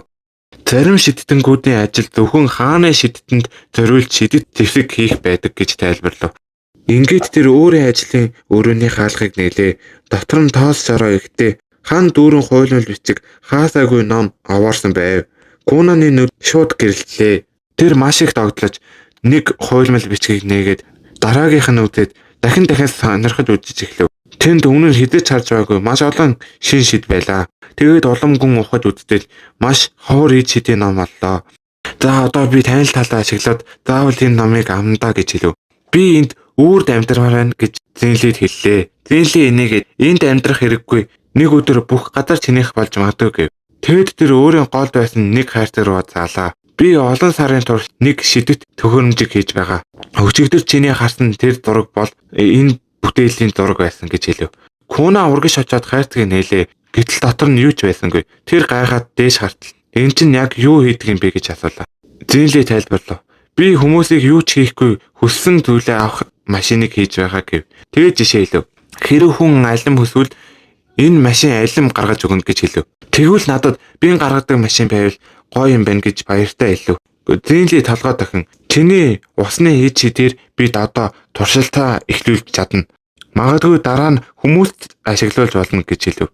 Тэгээд миний газрын ид шид гаднах хүрээг хийн. Харин чиний усны хяналт доторх нарийн хэсгүүдийг шийтгэд төгс тохирно гэж хэлв. Куна энэ зүйл үнэхээр том өөрчлөлт авчрахыг ойлголоо. За би хамт хийнэ гэж зөвшөөрөв. Удалгүй тэд доош бууж өдрийн хоол идэхээр явлаа. Тэнд шидэтгэнгүүдийн сургуулийн захирал Кунантай ярьж эхлэв. Тэр дэлхийн өндөг болон бүрээс шидэтгэнгүүд цугларч суралцдаг маш алдартай шидийн сургууль байдаг тухай ярилцав. Бараг дамаг шиг газар байлаа. Куна өмнө нь огт сонсож байгаагүй учраас маш их догтлоо. Гэхдээ Зинли яарах хэрэггүй гэж хэлв. Тэр сургууль зөвхөн 12-оос дээш настай шидэтгэнгүүд элсэх эрхтэй. Чи одоо дөнгөж 10 настай. Тэгэхээр одоохондоо юу ч хийж чадахгүй гэв. Тэгээд 2 жил маш хурдан өнгөрлөө. Эцэст нь Зинли Кунаныг шалгах өдөр ирэв. Тэнд Мерика болон бусад хүмүүсийн өмнө зогсож байлаа. Зинли ямар ч довтлогоо хийсэн усны ид шидээр хариулахад бэлэн зогсов. Зинли учиртай инээмсэглээд газрын хурц өнцгүүдийг олон удаа зэрэг шидэв. Тэр өргөсөд Куна руу маш хурдан нисэн ирлээ. Гэхдээ Куна огт сандарсангүй. Тэр олон шидийг хамтд нь ашиглаж усны тослуудыг үүсгэж тэр цохилтыг шингээж авлаа. Тэгэд тэр хүчийг нь буцаагаад асар том давлгаа болгон эргүүлж зуунлагийн хөлний өмнө хүчтэй мөргөлдүүлв. Зинли инээмсэглээд чи шалгалтыг давлаа гэж хэлв. Тэгэд Куна маш их хичээж байж сонсхойг хүссэн тэр үгээ сонсоод үнэхээр баяртай байв. Шалгалт дуусны дараа тэд бүгдээрээ гэрлүүгээ буцлаа. Тэгээд Ико нэг шидэт тоогоо гаргаж ирэв. Тэр тоогоо зөвхөн ид шидээр шууд нэгэн фай гаргаж чаддаг байлаа. Мерика нэг хазаж үзээд яг зуухнаас дөнгөж гарсан юм шиг амттай байна гэж хэлв. Куна ч бас толгой тохив. Манай энэ бүтээл зах зээл дээр үнэхээр маш амжилттай болжээ гэж хэлв. Тэр бас гомдлоо. Гэхдээ надад нэг ч заас ирээгүй шүү. Ашиг нь бүгд яагаад ч юм Зинлигийн халаас руу шууд орчихдаг гэж хэлв. Тэгээд бүгд инээлдэв. Дараа нь ажлын өрөөнд Мерика эргэн тойрноо хараад Куна Зинли хоёр аль хэдийн 5-аас илүү амжилттай шидэт төхөөрөмж хамт хийсэн байна гэж хэлв. Куна нэмээд одоо бас дахиад нэг шин төхөөрөмж хийж байгаа. Тэгээд хамгийн сүүлийн шидийн номонд бид 5 шин шидийн онол хүртэл хийсэн гэж хэлв. Зинли түүн рүү хараад дуусаагүй байгаа тэр төхөөрөмжийн талаар одоо санаа зовох хэрэггүй гэж хэлв. Чи энэ хавар 12 хүрнэ. Одоо шидийн сургуульд ороход бэлдэх хэрэгтэй гэв. Эхэндээ Куна шууд татгалзав. Явахгүй. Надад хэрэгтэй ганц багш бол та гэж хэлв. Гэтэ Тэнли тайлбарлав. Би газрын ид шид хэрэгэлдэг хүн. Усны ид шидийн талаар чамд зааж чадах зүйл маань бас хязгаар бий. Тэгээд энэ дэлхийн маш том шидийн сургууль маш хүчтэй усны шиддэнгүүд олон бий гэж хэлв. Куна одоо ч эргэлзээр байлаа. Тэгээд Мирика түнд хамгийн сүүлийн түлхэж өглөө. Тэр яв. Тэгээд үнэхээр агуу шидтэй болоод ир гэж хэлв. Дараа дахин уулзах үед би ч бас өөрийгөө хөгжүүлэн байна. Чиний хажууд зогсох хүн зэнтэй эмэгтэй болно гэж амлав. Тэр шөнө Кунан Зенлитэй сүүлчийн мэндчилгээ хийж дуусаад өөрийн өрөөндөө ботож ирлээ. Тэгээд сүүлийн хэдэн жилийг бодож суулаа. Тэр нүдэрээ харалгүй ертөнцийг мэдэж сураад маш удаж хамгийн том өрөөдлөө бараг мартчихжээ. Өөртөө жинхэнэ ажилдаг нүд бүтээх. Энэ бол түүний хамгийн том хүсэл байлаа. Энэ мөрөөдөө биелүүлэхэд бол илүү хүчтэй шийдтэн болох хэрэгтэй. Харин тэр зөвхөн жинхэнэ усны ид шидийн мэрэгжилтнээр заалгавал тохиромжтой байв. Хэдэн өдөр өнгөрөв. Куна өөртөө жинхэнэ нүд бүтээх тухай бодолд бүрэн автжээ. Тэр зогсохгүй торшив. Дахин алдав. Дахин бүтлгүүдэв. Гэхдээ бууж өгсөнгүй. Тэгээд нам гүм өглөө гинэт бүх зүйл ойлгомжтой болов. Тэр хэтэрхий төвөгтэй аргаар бодож байснаа ойлгов. Хариулт нь үнэндээ маш энгийн байжээ. Түүнд хэрэгтэй зүйл бол эрдэл тал байв.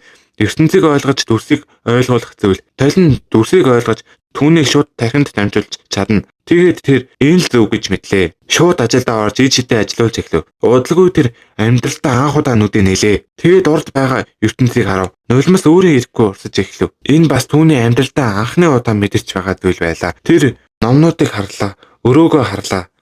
Тэгээд цонхроо алгаж өөрийн тусгаарлыг харахыг хүсв. Гэтэл яг энэ үед өөрийн ард аврах том шавж мангас чимээгээ тогсож байгааг Кунан гинэт нэг зүйлийг ойлгов. Өмнө нь тэр Эког зөвхөн дуу хоолой зан хашаал төсөлдөг байсан болохоос яг ямар төрхтэйг нь хідээж харж байгаагүй. Одоо нүдээ өөрөө бүтээж анх удаа хүмүүсийг үнэхээр харж эхлэхэд Эко түүний төсөөлснөөс огт өөр харагдаж байлаа. Түүний толгой дээрх ивэр тэр хачин том хавчиг мангас эргэн тойрны бүх зүйл Кунанд энэ ертөнд ямар сонирхолтой ээж шидээр дүүрэн болохыг улам хүчтэй мэдэрлэв. Эко баярлсандаа бараг уйлхаа шахан Кунаны аавд нь энэ сайхан мэдээг шууд хэлэх хэрэгтэй гэж зүтгэн. Харин Кунан дотроо баг зэрэг бодолчаалаа. Анх удаа өөрийн царайг харсан, анх удаа Экогийн жинхэнэ дүрийг харсан. Бас анх удаа энэ ертөнцийг үнэхээр харах мэдрэмж түүнд ирсэн байв. Кунан дотроо нэг зүйл дүнэлтэн төрөв. Энэ гэр бүл үнэхээр сонирхолтой. Эсвэл өөрөө ч бүр илүү солиорч эхэлжээ. Экод эвэр нь хүртэл дог харагдаж байна гэж хэлэхэд Эко бүр гатчихсан юм шиг юу ч хэлсэн ойлгосонгүй. Дараа нь юу ч болоогүй юм шиг хоёулаа гадаг шалхав. Анх удаа өөрийн нүдээр жинхэнэ гадаад ертөнцийг харах мөч Кунанд гайхамшигтай байсан. Өргөн уудам ногоон тал, алсад харагдах уулс, төвд сүртэй босох цайд бүх зүйл яг үлгэрийн юм шиг. Гэхдээ нэг асуулт байлаа. Түүний харагдаж буй өнгөнүүд ердийн хүнийхээс огт өөр байв. Нар хар өнгөтэй, тэнгэр цэнхэр биш, бүдэг ягаан, өвс хүртэл амьгүй цэнхэр туяатай. Ямар ч номонд хар нар гэж байдаггүй болохоор Кунан дотроо энд нэг юм буруу байна гэж бодов. Эко араас нь хурч ирээд нөмрөг өмсгөж аавынх нь эзэн рүү явж сайхан мэдээг дуулахыг гэв. Замдаа Куна эцэст нь хамгийн чухал асуултаа асуулаа. Миний ард зогсож байгаа аврах авчийг харж байна уу? Эко үүнийг Кунан зүгээр нэг тоглоом хийж байна гэж бодоод ядаж намайг илүү гой дүрээр зохио гэж хэлв. Кунан тэр дотроо Эко дугаасаа энэ талаар тайлбарлаж чадахгүй гэдгээ ойлгоод чимээгөө алхсаар хавчтайгаа хамт харш руу явлаа. Туршилт амжилттай болсон тодорхой.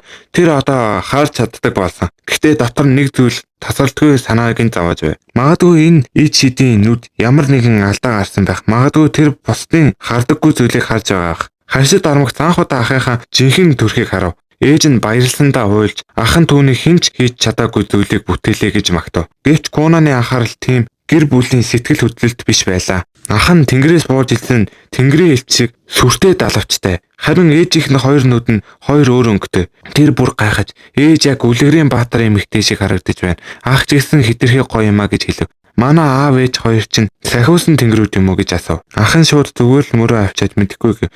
Куна Эко руу эргэж энэ ертөнцид хүмүүс үнэхээр далавч ургуулдаг юм уу гэж асуухад Эко маш урт тайлбар хийж асуултаас нь өөр бүхнийг тайлбарлав. Эцэст нь хүн бүр далавчтай төрдөг.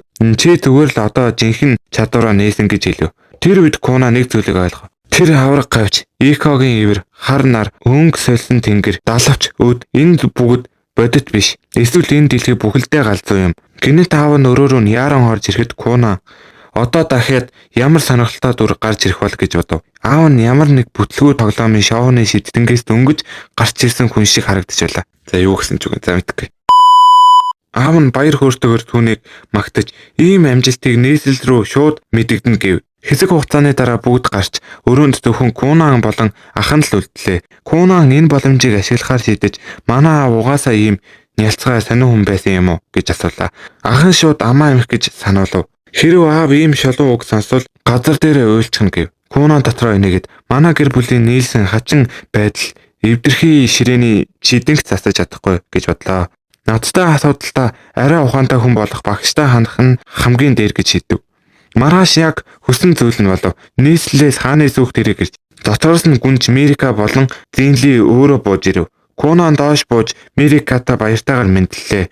Мирика баг гэрэлтэж байгаа юм шиг баяртай байв. Тэр Кунаныг эцэст нь харж чаддаг болсонд үнэхээр их баярлаж хинч хийж чаддаггүй зүйлийг бүтээлээ хэмээн магтав. Гэвч Кунан үдээ чан ганастай хэвээрээ байлаа. Ирээдүйн эхнэр маань бас аимшигтай шавьчиг харагдаж байвал яана гэсэн айдас түүнийг зовоож байв. Мирика зөөлөн дугаар нүдэ нээхийг хүсэж өөрийн жинхэнэ харахыг хүслээ. Кунан аажмаар нүдэ нээгээд түүн рүү харав. Тэр түүний ихэмсэг төрх нарны гэрэлт алтмит гэлзах шаргалт ус. Намуухан бөгөөд итгэл төрүүлэх инээмсэглэлийг анзаараад за ядаж сүйт бүсгүй маань хэвэн юм байна гэж бодож амжаагүй байтал толгой дээр нь ганцхан өөд байгааг олж харав. Тэр санаа алдахад Мирика үүнийг буруугаар ойлгож би тэрийг таалагдсангүй гэж дотроо эргэлзэв. Кунан энэ байдлыг ойлгоод тэр дороо өөрийн сэтгэнэгч гормой асааж түүнийг чөлөөтэй хөвж чаддаг өдөртэй зөвлөлн тайвшруулав. Яг тэр үед Дарья сүүх тэргээс бууж ирээд энэ тагтааны чинь сэлэмний урлаг маш хурдан өсөж байгаа. Одоо бараг шонхор болсон гэж хэлв. Кунан харин Дарьягийн нуруунд ирэх бараг тэнгэрлэг мэт гэрэлтэх сэлмийг анзаараад шууд асуув.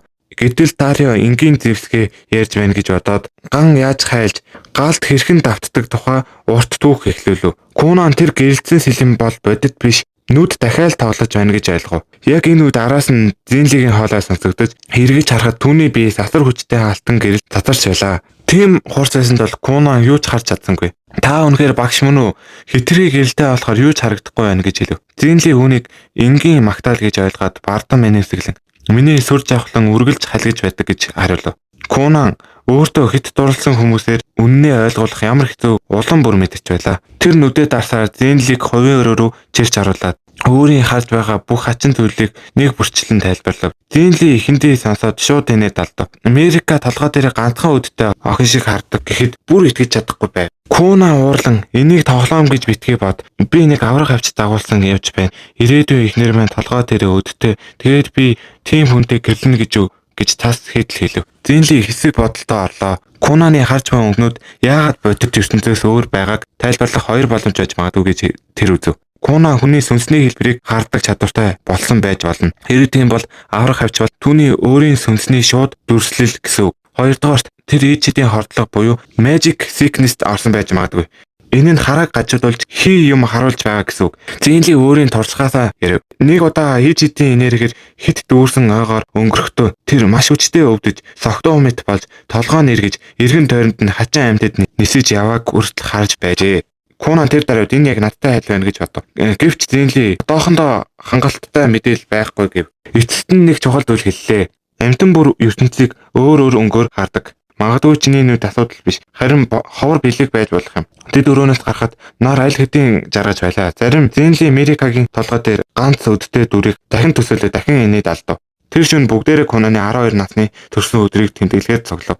Энэ нь зөвхөн төрсөн өдөр биш, амьдралынх нь цоо шин бүлгийн эхлэл байлаа. Учир нь маргааш тэд Эд шидийн актем руу явах гэж байв. Аав нь түүнд нарийн хийдтэй модон таяг бэлгэлв. Ээж нь цоо шин бичгийн өдөгний ээж бүрдлөө өглөө. Нах нь бол бүр хоолны газрын зөвлөмжөөр дүүрсэн зузаан ном өгсөн. Оройн Мирика бас өөрийн бэлгээ гаргав. Хос буугч энэ түүнд нөгөө Кунанд зориулсан. Чамайг маш их санах болно гэж хэлэхэд аль болох хурдан ирнэ гэж амлав. Кунан түүнд чамайг маш их санана гэж хэлээд аль болох хурдан ирнэ гэж хэлв. Тэр хоёр сарны гэрэлтээр чимээгүйхэн гар гараасаа атган зогсож хоёул амьдралдаа мартахгүй нэг мөчийг хуваалцав. Маргааш өглөө түүний гэр бүлийнхэн нь бүгдээрээ тоглолаа. Ээж нь нөлөөсөө байж ядан зогсоход аав нь өөрийгөө барь хэрв Кунан чамайг уйлж байгааг харвал өөрөө ч бас сэтгэл нь өвдөж явж магадгүй болно гэж тайвшруулав. Гэвч бүгдийн бодсноос эсрэг зүйл болов. Кунан огтхон ч удааширсангүй. Тэр тэврэлт салхасны уянгийн мөчүүдийг бүгднийг алгасаад шууд зүг тэрэгнээс очихав. Зүгээр л дараа уулыг ирэх юм гэж хөнгөн хэлээд 2 жилийн дараа буцаж ирж магадгүй. Эсвэл үгүй ч байж болно гэж хэллээ.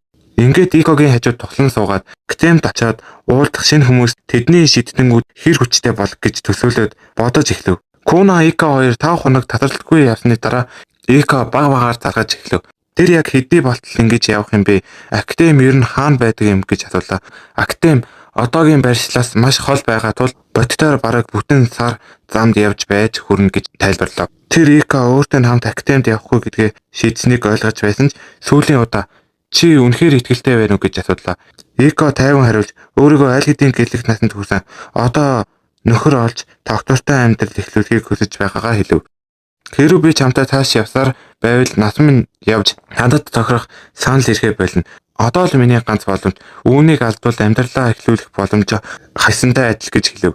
Куна баг зэрэг гэмшүүлэх маягаар чи намайг чамгүйгээр үнэхээр зүгээр байж чадна гэж бодож байна уу гэж асуув. Ника шууд хариу цогт өглөө. Хэрвээ үнэхээр тэгж бодож байгаа бол гүнж Мерикаг хойшин тавиад намайг сүйд бүсгүйгээ болгоход бэлэн үү? Кунан тэр дараа чимээгүй болов. Энэ асуулт түүнд нэг ч хариу байсангүй. Тэр тонхороо хартаа шилжүүлээд алсад өвөөгийнх нь харагдаж байгааг анзаарав. Тэр эцэст нь хурж ирээд Куна хамгийн сүүлд энэ тэгдээ ирсний санахыг оролдов. Ика бол яг таг санаж байлаа. Кунан бүх гэр бүлээ хүчээр шахуу дагуулж энд ирсэн гэж сануулв. Учир нь нөгөө нь асар том ид шидийн номын санта гэдгийг мэдсэн даруйда Кунан бүр ухаанаа алдсан мэт болж шидийг эзэмших ямар ч хамаагүй аргыг хайж гэлсэн байжээ. Тэр үед гэр бүлээ зөвшөөрөхийн тулд ичмээр драматай бараг viral dance шиг бүжиг хүртэл хийж байж энд ирэх зөвшөөрөл авсан аж. Куна инээлцэглэж байтал хаалга нээгдэж өвөө нь гараад илгээж гарч ирээд чамааг аимшигтай их саналаа гэж чангаар зарлав. Куна ч мөн адил халуун дотноор гүйж очоод шууд цэвэрч авлаа.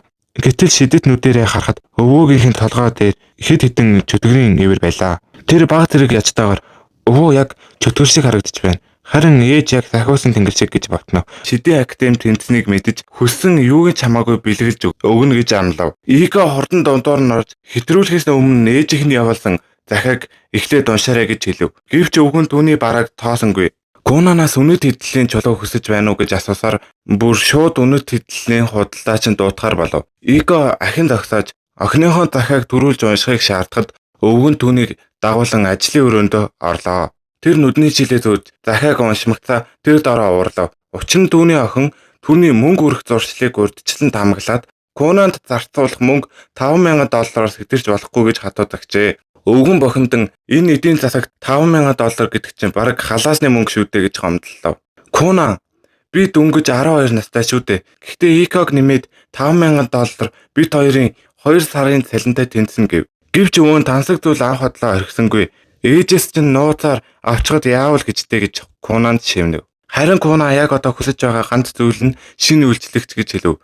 Учир нь Ико таашид түүнтэй хамт үлдэхгүй байлаа. Өвөн тэр дараа шинэ үйлчлэгч Риког танилцуулсан бөгөөд тэр нь Икогийн дүү байж таарав. Мөн их чигээ духан дээр ивэртэй. Рико элдгэр мэдлээд ихчийнхээ санал болгосон энэ ажлыг авсан. Бос цалин боломжийн болохоор зөвшөөрсөн гэж тайлбарлав. Тэр хуримдаа мөнгө хоримтлуулж байгаа бөгөөд хэдийн сүйд залуутай болоо учраас ямар нэг сони юм сонирхолгүй гэдгээ шууд хэлв. Кунанч түүнийг тайвшруулж өөрт нь ч ихсэн хайртай сүйд бүсгүй би. Тиймээс хүн хамтрагчаа бүхнээс илүү эрхэмлдэг ёстой гэж хэлв. Актемийн бүх охтууд Кунанд дурлаж магадгүй гэж боддог байлаа. Тэр үнэхээр гоё ярьдаг болохоор том болоод охтын зүрх шархлуулсан хүү болж мэднэ гэж Икогийн дүү тоглоомоор хэлв. Ико үнийг сонсоод за болдоо Кунан яг л сахиусан тэнгэр шиг сайн хүү. Тэр хизээч тийм зүйл хийхгүй гэж ууртай хэлв. Маргааш нь Кунан бүх юмаа цүнхэлж дуусаад явахтаа бэлдэв. Тэр үед Ика өрөөнд орж ирээд тэрэг болчихсон гадаа хүлээж байна гэж хэлв. Кунан Икод чин сэтгэлээсээ баярлаа гэж хэлв. Та надад үргэлж тусалсаар ирсэн. Таны дэмжлэг байгаагүй бол би өдөө зэрэгтэй ийм хүн болж чадахгүй байсан гэж хэллээ. Тэгэд Кунан би дахиж уулзах хүртлээр хэдэн жил ч өнгөрч магадгүй гэж хэлв. Ико энэгэд санаа зовлтгүй би чамайг хүлээж л байна. Магадгүй тэр үед би аль хэдийн гэрэлжсэн хүүхдэд тэрвэрчсэн байж ч магадгүй гэж хэлв. Тэд бие чанга тэрвэрлээ. Дараа нь Кунан Рикотой хамт тэргэнд суулаа. Өвмөн сандарч битгий явалда манайд нууцаар үлдээд амьдарч болно шүү дээ гэж гойв. Гэхдээ Куна юу ч хэлсэнгүй. Жолоочод явах тохиолдлоо. Тэрэг хөдөлж өвөө болон Ико хоёр нь гадаа үлдээд явлаа. Замдаа Куна Рикоор хараад чи үнэхээр сүд залуутайгаа ийм олон жил хамт байж чадахгүй зүгээр үү? Та хоёр удаан хугацаанд уулзахгүй шүү дээ гэж асуув. Рико тайвнаар инээгээд "Зүгээрээ би энэ талаар аль хэдийн тэрнтэй ярилцчихсан. Бид хоёр хамтдаа бизнес хийхээр мөнгийг цуглуулж байгаа болохоор энэ мөнгө хэрэгтэй" гэж хэлв. Кунан сонирхоод "Ямар дэлгүүр нээх гэж байгаа юм бэ" гэж асуув. Рико "Бид ресторан нээхээр шийдсэн. Би хоол хийх үнэхээр дуртай. Хэрвээ бүтлгүүтвэл магадгүй хоолны нэвтрүүлэгт орж дэлхийд алдартай тогоочоор загнуулж мөнгө олж магадгүй гэж инээж хэлв. Өдөр хоногуд өнгөрсөөр тэр зорьсон газартаа улам ойртлоо. Эцэст нь тэд ид шидэрийн халдартай Дурашик гэдэг хаан тулс дээр ирэв.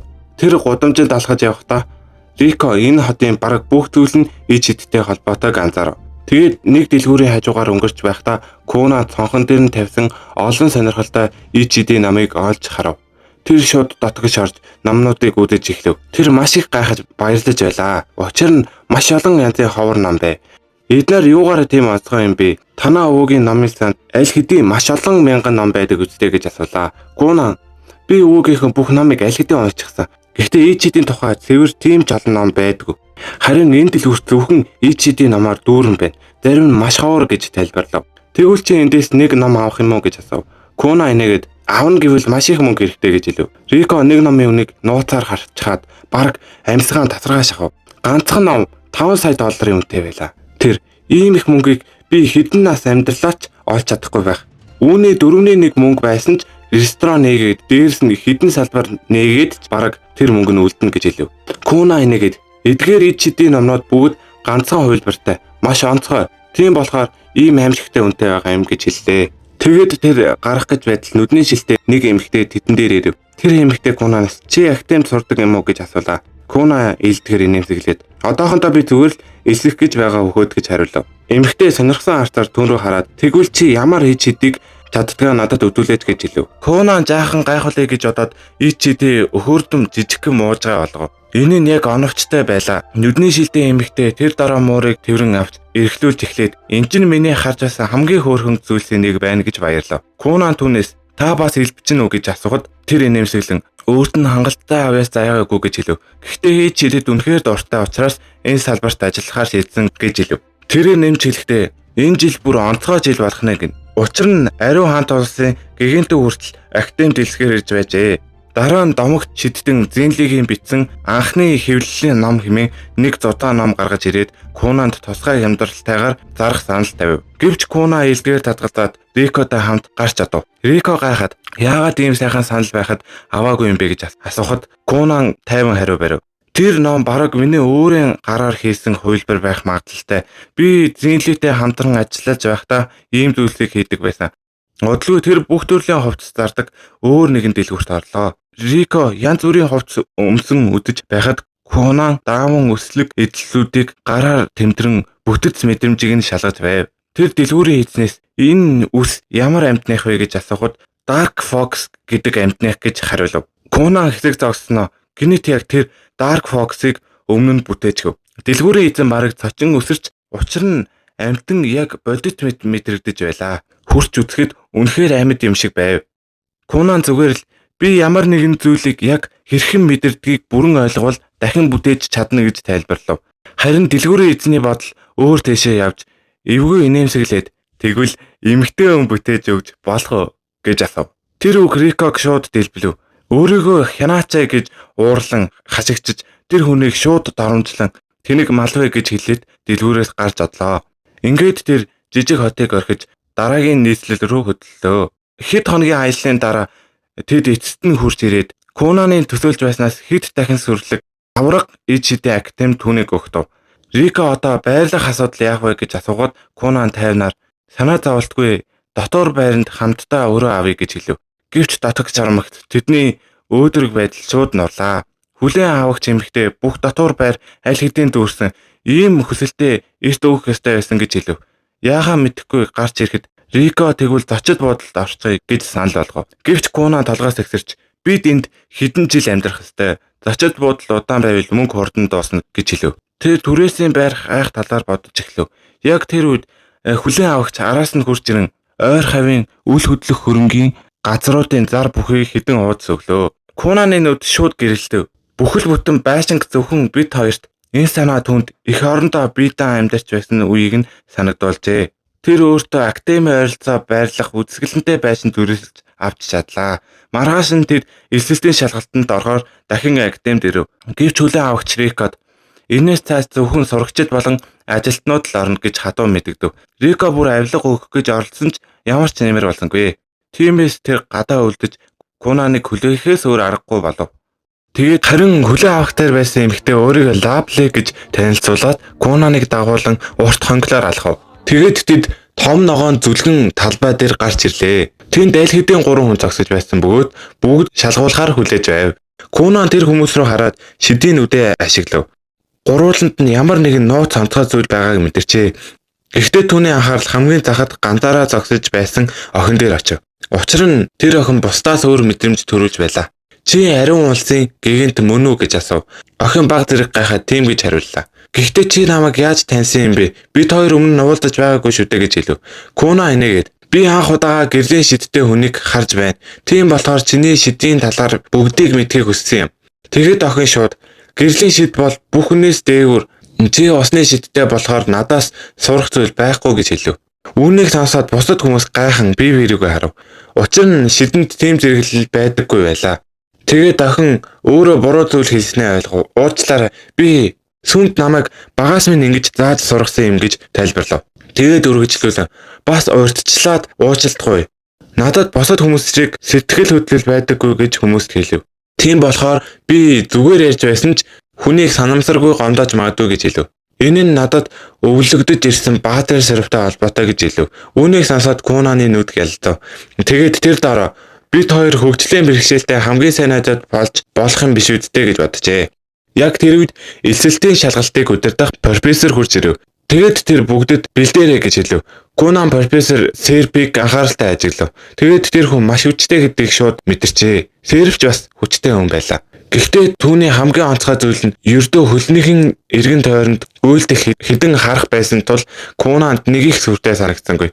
Тэгэд Серф Сайфи хоёр өөрсдөө танилцуулсны дараа та дөрвөлээ Драшк шидийн сургуульд амжилтаа илсэнд баяр хүргэе гэж хэлв. Үүнийг сонссон сурагчид бүгд цочирдов. Учир нь тэр одоо болтол шалгалт өгөөгүй байсан шүү дээ. Тэгэд Серф нэгээд энд шидтэй хүн л байвал бараг шууд илсдэг гэж хэлв. Гигэнтэй охин гайхаад гэхдээ энэ сургуулийн шалгалт маш хэцүү гэж сонссон. Серф мөрөө хавцаад тэр бол сургуулийн нэр хүндээ өндөрт гаргахын тулд тараас нь цуурхал гэж хариулв. Тэгэд тэр үргэлжлүүлээ. Та нар бүгд шидийн мэдлэгтэй. Тийм хүмүүс маш ховор байдаг. Тийм болохоор та нарыг унгаах бодол угаасаа байхгүй гэв.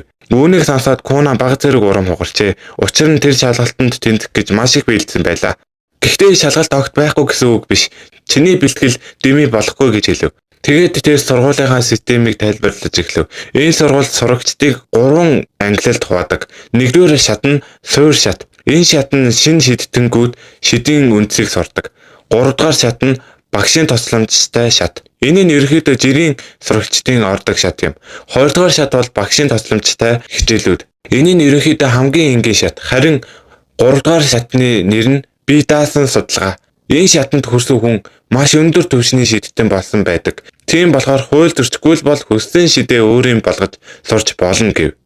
Үүнийг сонсоод Куна маш их догдолжээ. Учир нь өөрийнхөө судалгаа хийж хүссэн шидээ хөгжүүлнэ гэдэг түүний хувьд төгс санагдав. Тэр шатанд зөвхөн хамгийн шилдэг шидтэнгүүд л ордог. Тэнцэх маш хэцүү. Дуусгах ч бас хэцүү гэж хэлв. Тэгэд Куна бүр их баярлав. Учир нь тэр ямар хэцүү сорилт хүлээж байгааг мэдхийг хүсэж байлаа. Гэтэл Куна нэг ийм баяртай байгаад Сайфид нэг л таалагдсангүй.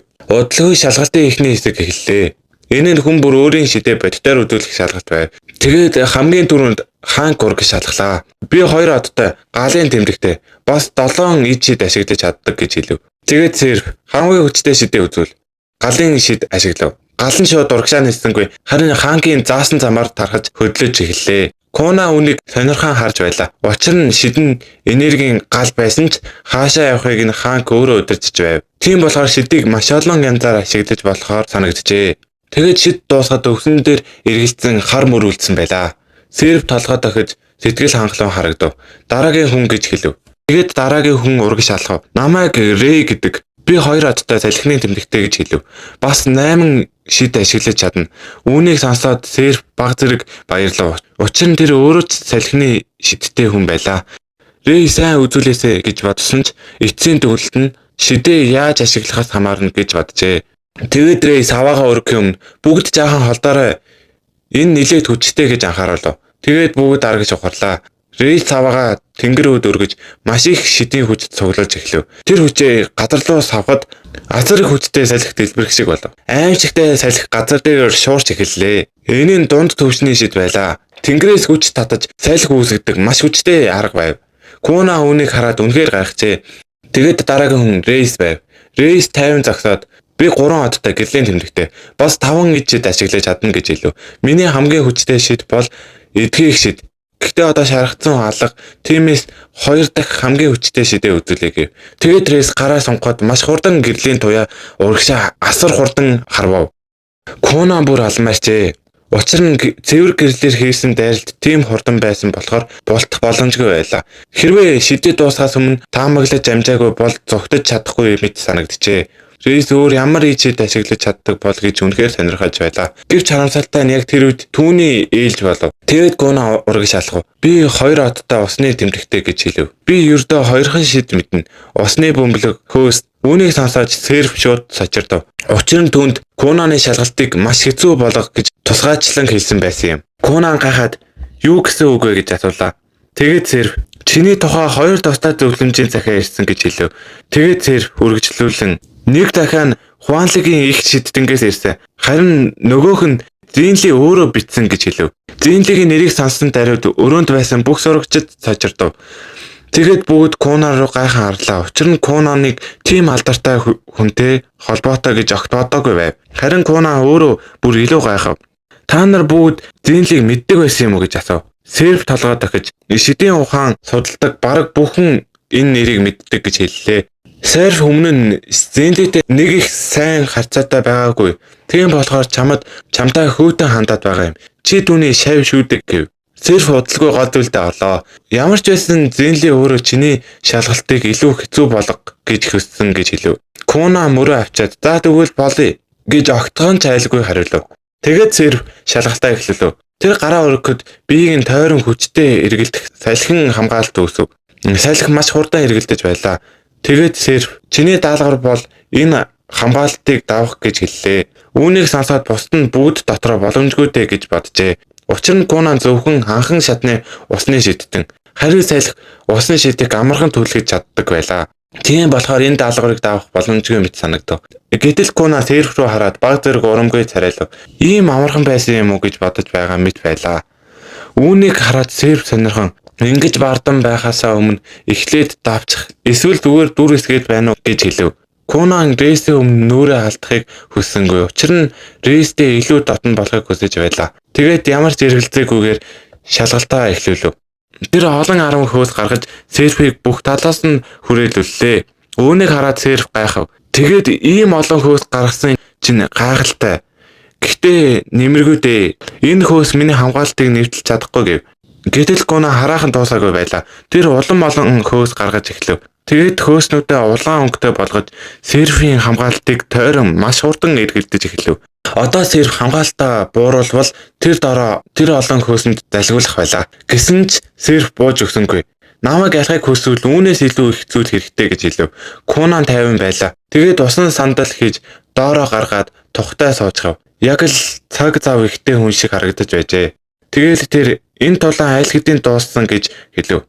Куна энийгэд би энэ хөөсний шуургыг 2 бүтэн өдөр барьж чадна гэж хэлв. Энд хугацааны хязгаар байхгүй. Тэгэхээр би таныг ядартал хүлээж чадна. Тэгээд тэр цааш нь харин таны энэ салхин хамгаалал маш их шидийн үуч ихтэй байгаа. Та ихтэй хагас өдрөл тэсэх байх гэж хэлв. Үүнийг сонсоод Серфийн царай барав. Учир нь Куна зөв хэлсэн байлаа.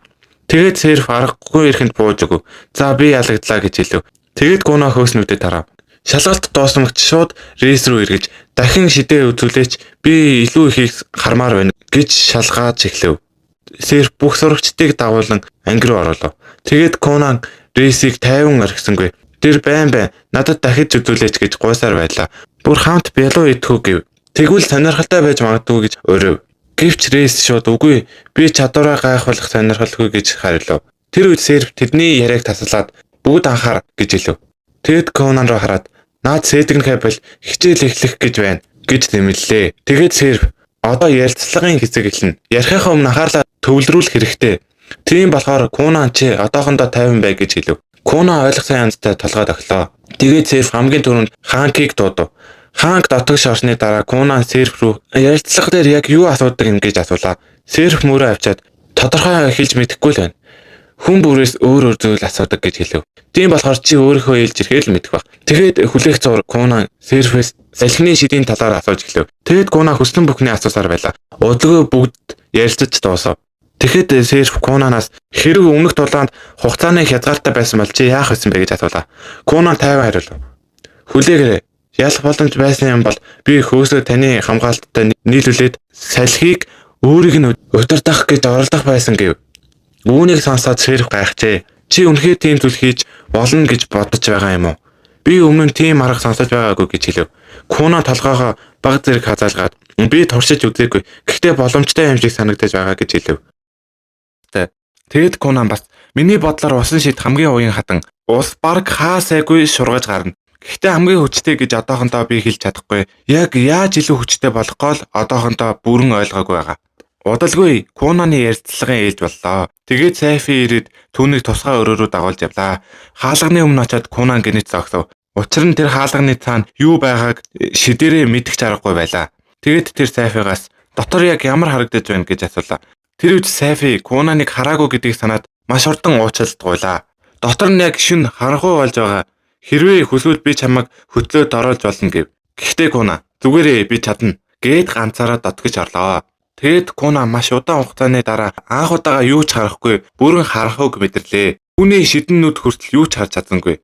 Гэтэл гинэт түүний шидэн нүд хүчээр алга болов. Тэгэд Кунан өөрийг нь тойроод 7 хүн зогсож байгааг мэдэрлээ. Тэдний нэг нь урагшаа алхаад би өмнө нь Зинлигийн багш найсан гэж хэлв. Гинэт Кунан шууд яриаг нь таслаад маш шилдгээр надад битгий ойрт. Би сүйт өсгүйтэй. Тийм болохоор өөр эмэгтэй хүнтэй хэд ойр зогсмооргүй байна гэлээ. Тэгэд тэр эмэгтэй бүр гайхчихв. Учир нь тэр Кунаныг өмнө нь рейстэй сэтгнэж байгааг сонссон байлаа. Гэхдээ Кунан яаран гүгүү тэр бол сэтгнэл биш. Зүгээр л рейсийн шидийг сонирхсан юм гэж тайлбарлав. Тэгэд тэр хүн өөр сэдв рүү орж өнөөдөр чи шинэ юм сурсан юм уу гэж асуулаа. Кунан маш баяртайгаар бусад шалгуулагчдын шид үнэхээр гоё байсан. Маш олон өөр төрөл байлаа. Би бүгднийг сайн бодож үзээд гэхдээ харсныхан дараа өөрийн шидэндээ адилхан аргуудыг нэмэхийг хүсэж байна гэж хэлв. Тэгэд тэр хүн сэтгэл хангалуун болж чи агсан төвшний ангид орно гэлээ. Үүнийг сонсоод Кунан маш их баяртай байв. Хэрвээ чи ингэж сайн байсаар байвал би чамайг өөрийн шай болгож магадгүй гэж хэлсэн боловч Кунан аль хэдийн өрөөнөөс гараа явчихсан байлаа. Учир нь тэр цаашид сонсох сонирхолгүй байв. Тэгэд тэр хүн баг зэрэг гомцсон ч гэсэн Кунан үнэхээр онцгой гэдгийг өгөөсөж чадсангүй. Учир нь Кунан өрөөнд орж ирсэн даруйда өмнө нь хизээч харж байгаагүй шид ашиглан эргэн тойрноо мэдрэх гэж оролдсон байлаа. Тэр шид нь одоохондоо бүрэн төгс биш байсан ч Кунаны бүтээлд санаа цаашдаа ямар айхтар болох бол гэж тэр хүн их сонирхов. Тэгэд дараа нь Кунаны гэрт аав ээж хоёр нь Рикогоос захиа авлаа. Захиан дээр Кунан элсэлтэй шалгалтанд тэнцсэн бас агсан төвшний ангид орсон гэж бичсэн байв. Тэгээд аав ээж нь маш их бахархлаа.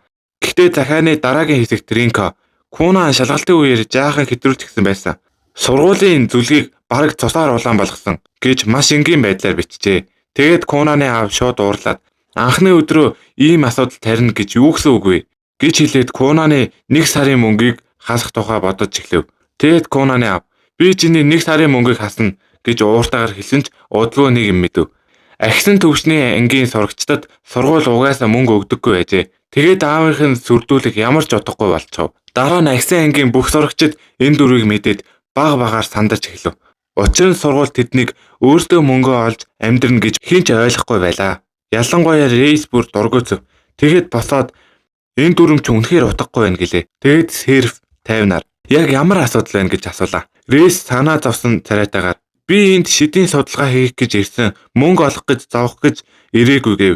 Тэгээд Серв манай академийн зорилго бол та нарыг хамгийн хүчтэй шидтэн болгох. Өөрөө мөнгө олж чаддаггүй хүн жинхэнэ шидтэн болж чадахгүй гэж боддог. Тийм болохоор ийм дүрмтэй байгаа. Гэхдээ нэг үг рейсийг бүрч их сандрагав. Учир нь түүний сарын зардал бараг 1 сая 500 байлаа. Тэгэд дээрс нь өөрийг нь хамгаалах хоёр үйлчлэгчийн цалинг бас өгөх хэрэгтэй. Тийм болохоор Рейс би одоо яах ёстой юм бэ гэж дотроо маш их айж эхлэв. Дараа нь сурагчдын өөрсдийн судалгаа хийх тусдаа лаборатори руу дагуулж явлаа. Тэгээд Рейс мөнгөгүй болсноо бодоод айсан хоолоогоор Сайфигаас лабораторийн төрөөс бас төлөх үү гэж асуулаа. Тэгээд Сайфи лаборатори үнгүй. Гэхдээ судалгаанд ашиглах бүх зүйл та нарын өөрсдийн мөнгөөр авна. Та нар хүснээрээ ажиллаж болно. Гэхдээ улиралд авахад хангалттай кредит авч чадахгүй бол жирийн анги руу боцно гэж тайлбарлав. Кредит гэдэг нь багш нарт зөвшөөрөгдсөн амжилт судалгаагаар авдаг оноо байлаа. Та нарт амжилт хүсье. Энэ улирал амаргүй шүү гэлээ. Гэхдээ Конан огт санаа зовсонгүй. Учир нь тэр Зинлитэй хамт гаргасан ном судалгаанаас маш их мөнгө олдог байлаа. Тэгэд тэр мөнгө дотвол шидийн инженерийн ажил хийж болно гэж бодов. Тэгээд Конан Рейсээс чи шидээрээ ямар ажил хийж болох бол хоёулаа хамтдаа нэгдэж ярилцах уу? Би нэг төгс газар мэднэ гэлээ. Тэгээд Рейс шууд татгалзав. Тэр орой Конан гэртээ байхад Ринка түүнийг хоолнд дуудахаар гарч ирлээ. Гэтэл Конаны царайг хараад жаахан гонигтай байгааг анзаарав. Тэгээд юу болов вэ гэж асуулаа. Би Рейсийг олон удаа уурсан. Гэхдээ тэр дандаа татгалзаад байсан. Үргэлж татгалзаад байвал чи хизээд зогсохоо мэд хэрэгтэй. Тэр маш их шахвал чамайг бүдүүлэх гэж тооцоод улам холдно гэв. Тэгээд Ринка өөр хэдэв рүү орж одоо мөнгөө өөрөө олох хэрэгтэй болсон. Чи зүгээр үз гэж асуулаа. Яагаад ингэж асуугаад байгааг шууд ойлгов. Тэгээд санаа зовлтгүй би чиний цалин өгч чадна гэлээ. Үүнийг сонсоод Ринка тайвширлаа. Гэхдээ хүн болгон Конан шиг азтай байсангүй. Рейс хоёр үйлчлэгчтэйгээ хамт хоол идэж байлаа. Одоо бүр албан ёсоор батлагдсан болохоор Рейс гэр бүлээсээ мөнгөч хоолч авч болохгүй болов. Нэг үйлчлэгч нь өөрийгөө буруутай мэд санагдаад би хэсэг хугацаанд цалингүй ажиллаж олно. Тэгээд Рейс баярлаад үнэхээр тэгвэл надад их тос олно доо гэв. Гэхдээ үйлчлэгч нь одлгүй. Үгүй надад бас цалин хэрэгтэй байдаг гэд үгээ буцаав. Ер нь ийм байдалд орсон шидэнгүүд шидээ ашиглаад мөнгө олдог байлаа. Гэхдээ Рейс тэгж чадахгүй. Учир нь сүм түүний эдгэх шидээр мөнгө олохыг хатаа оргилдог байв. Тийм болохоор Рейс үнэхээр маш хүнд байдалд оржээ. Тэгээд хонглоор явж байтал Конаны лабораторийн гадаа маш урт дараал байхыг харав. Рейс гайхаад энэ юу болоод байгаа юм гэж асуулаа. Тэгтэл бусад сурагчид Конан сая бизнес эхлүүлсэн. Тэр бизнес нь маш алдартай болсон. Тэгээд Рейс харж байтал маш их ядарсан охин Конанд мөнгө өгөөд 60 минут унтмаар байна гэж хэлв. Конан нэрийг нь бүртгээд түүнийг лаборатори руугаа дагуулж орлоо. Бусад зурагчид ч бас ээлжээ хүлээгээд зогсож байлаа. Гэхдээ Конаны лаборатори жижигхэн байсан болохоор бүх цаг нь аль хэдийн дүүрчихсэн байв. Тэгэд Кона уучлаарай дараагийн сул цаг хүртэл 30 минут хүлээгээрэй гэж тайлбарлав. Тэр газрын чимээ шууганыг сонсоод Серф Сайфи хоёр ирж юу болоод байгааг харав. Тэгэд тэр Конаны бизнесийг амжилттай болсныг хараад үнэхээр гайхлаа. Серф Конанаас чи яг ямар бизнес хийж байгаа юм гэж асуулаа. Энэ бол унтлагын газар гэлээ. Би лабораторид ид шидтэй усан орнод дүүргэсэн. Маш тухтай болохоор судалгаанаас болоод нойргуудсан сурагчид энд ирээд сайн унтаж чадна гэж тайлбарлав. Мөн хэцүү судалгааг хийх ямар ядаргаатайг би сайн мэднэ. Тийм болохоор үйлчлүүлэгч олон байна гэдэгт итгэлтэй байсан. Гэхдээ газар нь жижигхэн болохоор нэг удаад цөөхөн л хүн авч чаддаг байв. Тэгэд Серф хүртэл энэ санаанд дурлцав. Тиймээс тэр би чамд илүү том лаборатори олж өгье гэлээ. Харин оронд нь багш нарыг ч бас мөнгө төлөөд ашиглуулах хэрэгтэй. Манай багш нарын ихэнх нь байнга нойргүй явдаг гэж хэлв. Багш нараас мөнгө авах жоохон эвгүй юм шиг гэлээ. Тэгэхэд Серф зүгээрээ тэднэр дуртаяа мөнгө төлнө. Тэгэд Конаны жижигхэн бизнес бүх академид алдартай боллоо. Тэнд унтсан хүн болгон үнэхээр гоё байлаа гэж магтаж байв. Сайн яриа улам олон шинэ үйлчлүүлэгч авчирч Конан маш их мөнгөтэй олж эхлэв. Гэхдээ зарим сурагчид түүнийг сэжигтэйгээр ажиглаж байлаа. Учир нь Конан бол Зинлигийн шав байсан. Гэнэт бүх гэрэл унтарчгав. Учир нь Рейс шидийн цахилгааны төлбөрөө төлж чадаагүй байлаа. Тэгээд Рейс маш их гониглов. Амьдрал яагаад тийм хэцүү юм болоо? Нэг үйлчлэгч нь багш нартай ярьж үтсэн дээргүй юу гэж асуулаа. Гэтээ Рейс би аль хэдийн ярилцсан. Тэгэд тэднэр Конанаас зөвлөгөө ав. Тэр бизнес сайн мэддэг гэж хэлв. Рейс Конанаас тусламж гуйхыг үнэхээр үзэн ядаж байлаа. Учир нь тэр Конаныг жаахан хажин хүн гэж бодож байсан. Гэхдээ иймэрхүү хэвээрээ байвал тэр удахгүй зүгээр л шүл уугаад өлсөд амьдрах байв. Тэгээд маргааш өглөө Рейс Конан дээр очлоо. Тэр маш их эцсэн ч бардамлаа залгаад надад туслаач гэж хэлв. Тэр одоо ямар аимшигтай зүйл нэгэх бол гэж айж байлаа. Гэхдээ Конан тайвнаар хайх хэрэггүй. Би найзынхаа хэцүү үеийг ашиглах хүн биш. Магадгүй би дараа нь тусламж хүсэж магадгүй. Гэхдээ хідээч муу эсвэл хэтэрхий зүйл хүсэхгүй гэж амлав. Гэсэн ч асуудал гаргахаас сэргийлээд Конан Сайфиг дуудлаа. Сайфи та бидний яриаг гэрчилж бай гэлээ. Энэ төслийн гол ашгийг Рейст өгч болно. Түүнд яг одоо мөнгө маш их хэрэгтэй гэв. Чи надтай хамтарч ажиллах уу гэж асуулаа. Рейст үнэхээр өөр сонголт байсангүй. Тийм болохоор тэр зөвшөөрөхөөс аргагүй байдал руу. Тэгээд Кона үнэхээр баярлав. Учир нь одоо Рейсийн шидийг туршиж үзэх боломжтой болж байлаа. Дараа нь Кона гэрлийн төрлийн шид заадаг Шурия багшаас тусламж үзв. Ад болоход Шурия багш Конантай сайн харилцаатай байлаа. Тэр Конаны унтлагын бизнесээс их ашиг хүртсэн. Шурия нэг хайрцаг гаргаж ирээд чиний хүссэн үрийг бий болгочихсон гэлээ. Тэгэд тэр хайрцагыг Конанд өг. Конан тагийг нь онгойлготол Рейс маш их гайхлаа. Дотор нь Шишла гэдэг ариун ургамлын үр байв. Шишла бол маш үнэтэй ариун ургамал байлаа. Тийм болохоор Кона энийг ургуулад заавал чи сайн мөнгө олно гэлээ. Болохгүй. Шишла зөвхөн ариун газарт ордог гэж хэлв. Тэгэд Кона би судалж үзсэн. Ариун газар гэдэг нь ердөө ариун болон цэвэршүүлэх шид шингэсэн хөрс юм байна. Тийм болохоор бид тэр орчныг өөрсдөө хийж чадна гэж тайлбарлав. Чи ариун хамгаалтын шидээ ашиглана гэлээ. Шуриач бас үнэхээр болох эсхийг нь хармаар байна гэж сонирхов. Тэгэд гуруула Конаны хажууд зогсож байгаад Рейс Конаны зааснаар шидээ ашиглав. Удалгүй өрнүүдийг тойроод гэрэлтсэн ариун гэрэл бий болов. Тэгэд өрнүүд соёлж эхлэв. Шурия Кона хоёр маш их баяртай байв. Конан бүр догдлоод Рейсийн шидийн талаар харсан бүхнээ хурдан бичиж эхлэв. Тэгээд Рейс Конаныг хараад нэг юм ойлгов. Тэр намайг байнга зовоохоод байсан шалтгаан нь надад сайн биш юм байна. Үнэн дээр Конан түүний шидийг л маш их сонирхож байжээ. Гэхдээ Конан хүмүүсийг шоолох боломжийг хизээч алддаггүй байлаа. Чи нууцаар надад дурлцсан юм биш үү гэж асуулаа. Рейс шууд үгүй гэлээ. Конан Рейсийг өнгөхгүй байгааг мэдэж байсан болохоор чи эдгэх үйлчилгээ хийж болно шүү дээ. Маш олон хүн мөнгө төлнө гэж санал болгов. Гэхдээ Рейс толгоос ихсрээд болохгүй сүм ариун эдгэх шидээр мөнгө олохыг хориглоно гэлээ. За би та нарт яагаад хоёр партаар нь оруулж чадахгүй байгаагаа хэлэх үү? Ойр дугаасаа шалгалт толгоод би ингээд аягүй завгүй байгаа байхгүй юу? Тэгээд хичээл амарчвал би хоёр партаар нь оруулаа явна заяа. Ямар ч тач хоёр партаар нь бол оруулна. Гэхдээ надад одоо зав байхгүй байгаа. Гэхдээ жоохон зав гарангууд л би та нарт энэ бичлэгийг хийж өгч байна. Шатгаараа л хийж өгч байгаа шүү. Надад ингээд хурдан дараагийн партыг оруулаач. Хурдан ингээд амар шахсан хүмүүс үнэхээр лайтай байдаг шүү заяа. Тэд нар бол дараагийн партыг битээ оруулаад өгөөч гэж байгаа юм шиг надад бүр санагдаад байгаа байхгүй юу? Гой комент үлдээвэл байгаас гоё штэ урам аваад хурдан бичлэг хийх магадaltaй. Тэгээд энэ данслуу донешивэл би ингээд илүү урам аваад бичлэг хурдан хийж магадгүй. За тэгээд дараагийн партаар уулзъя. Баяртай.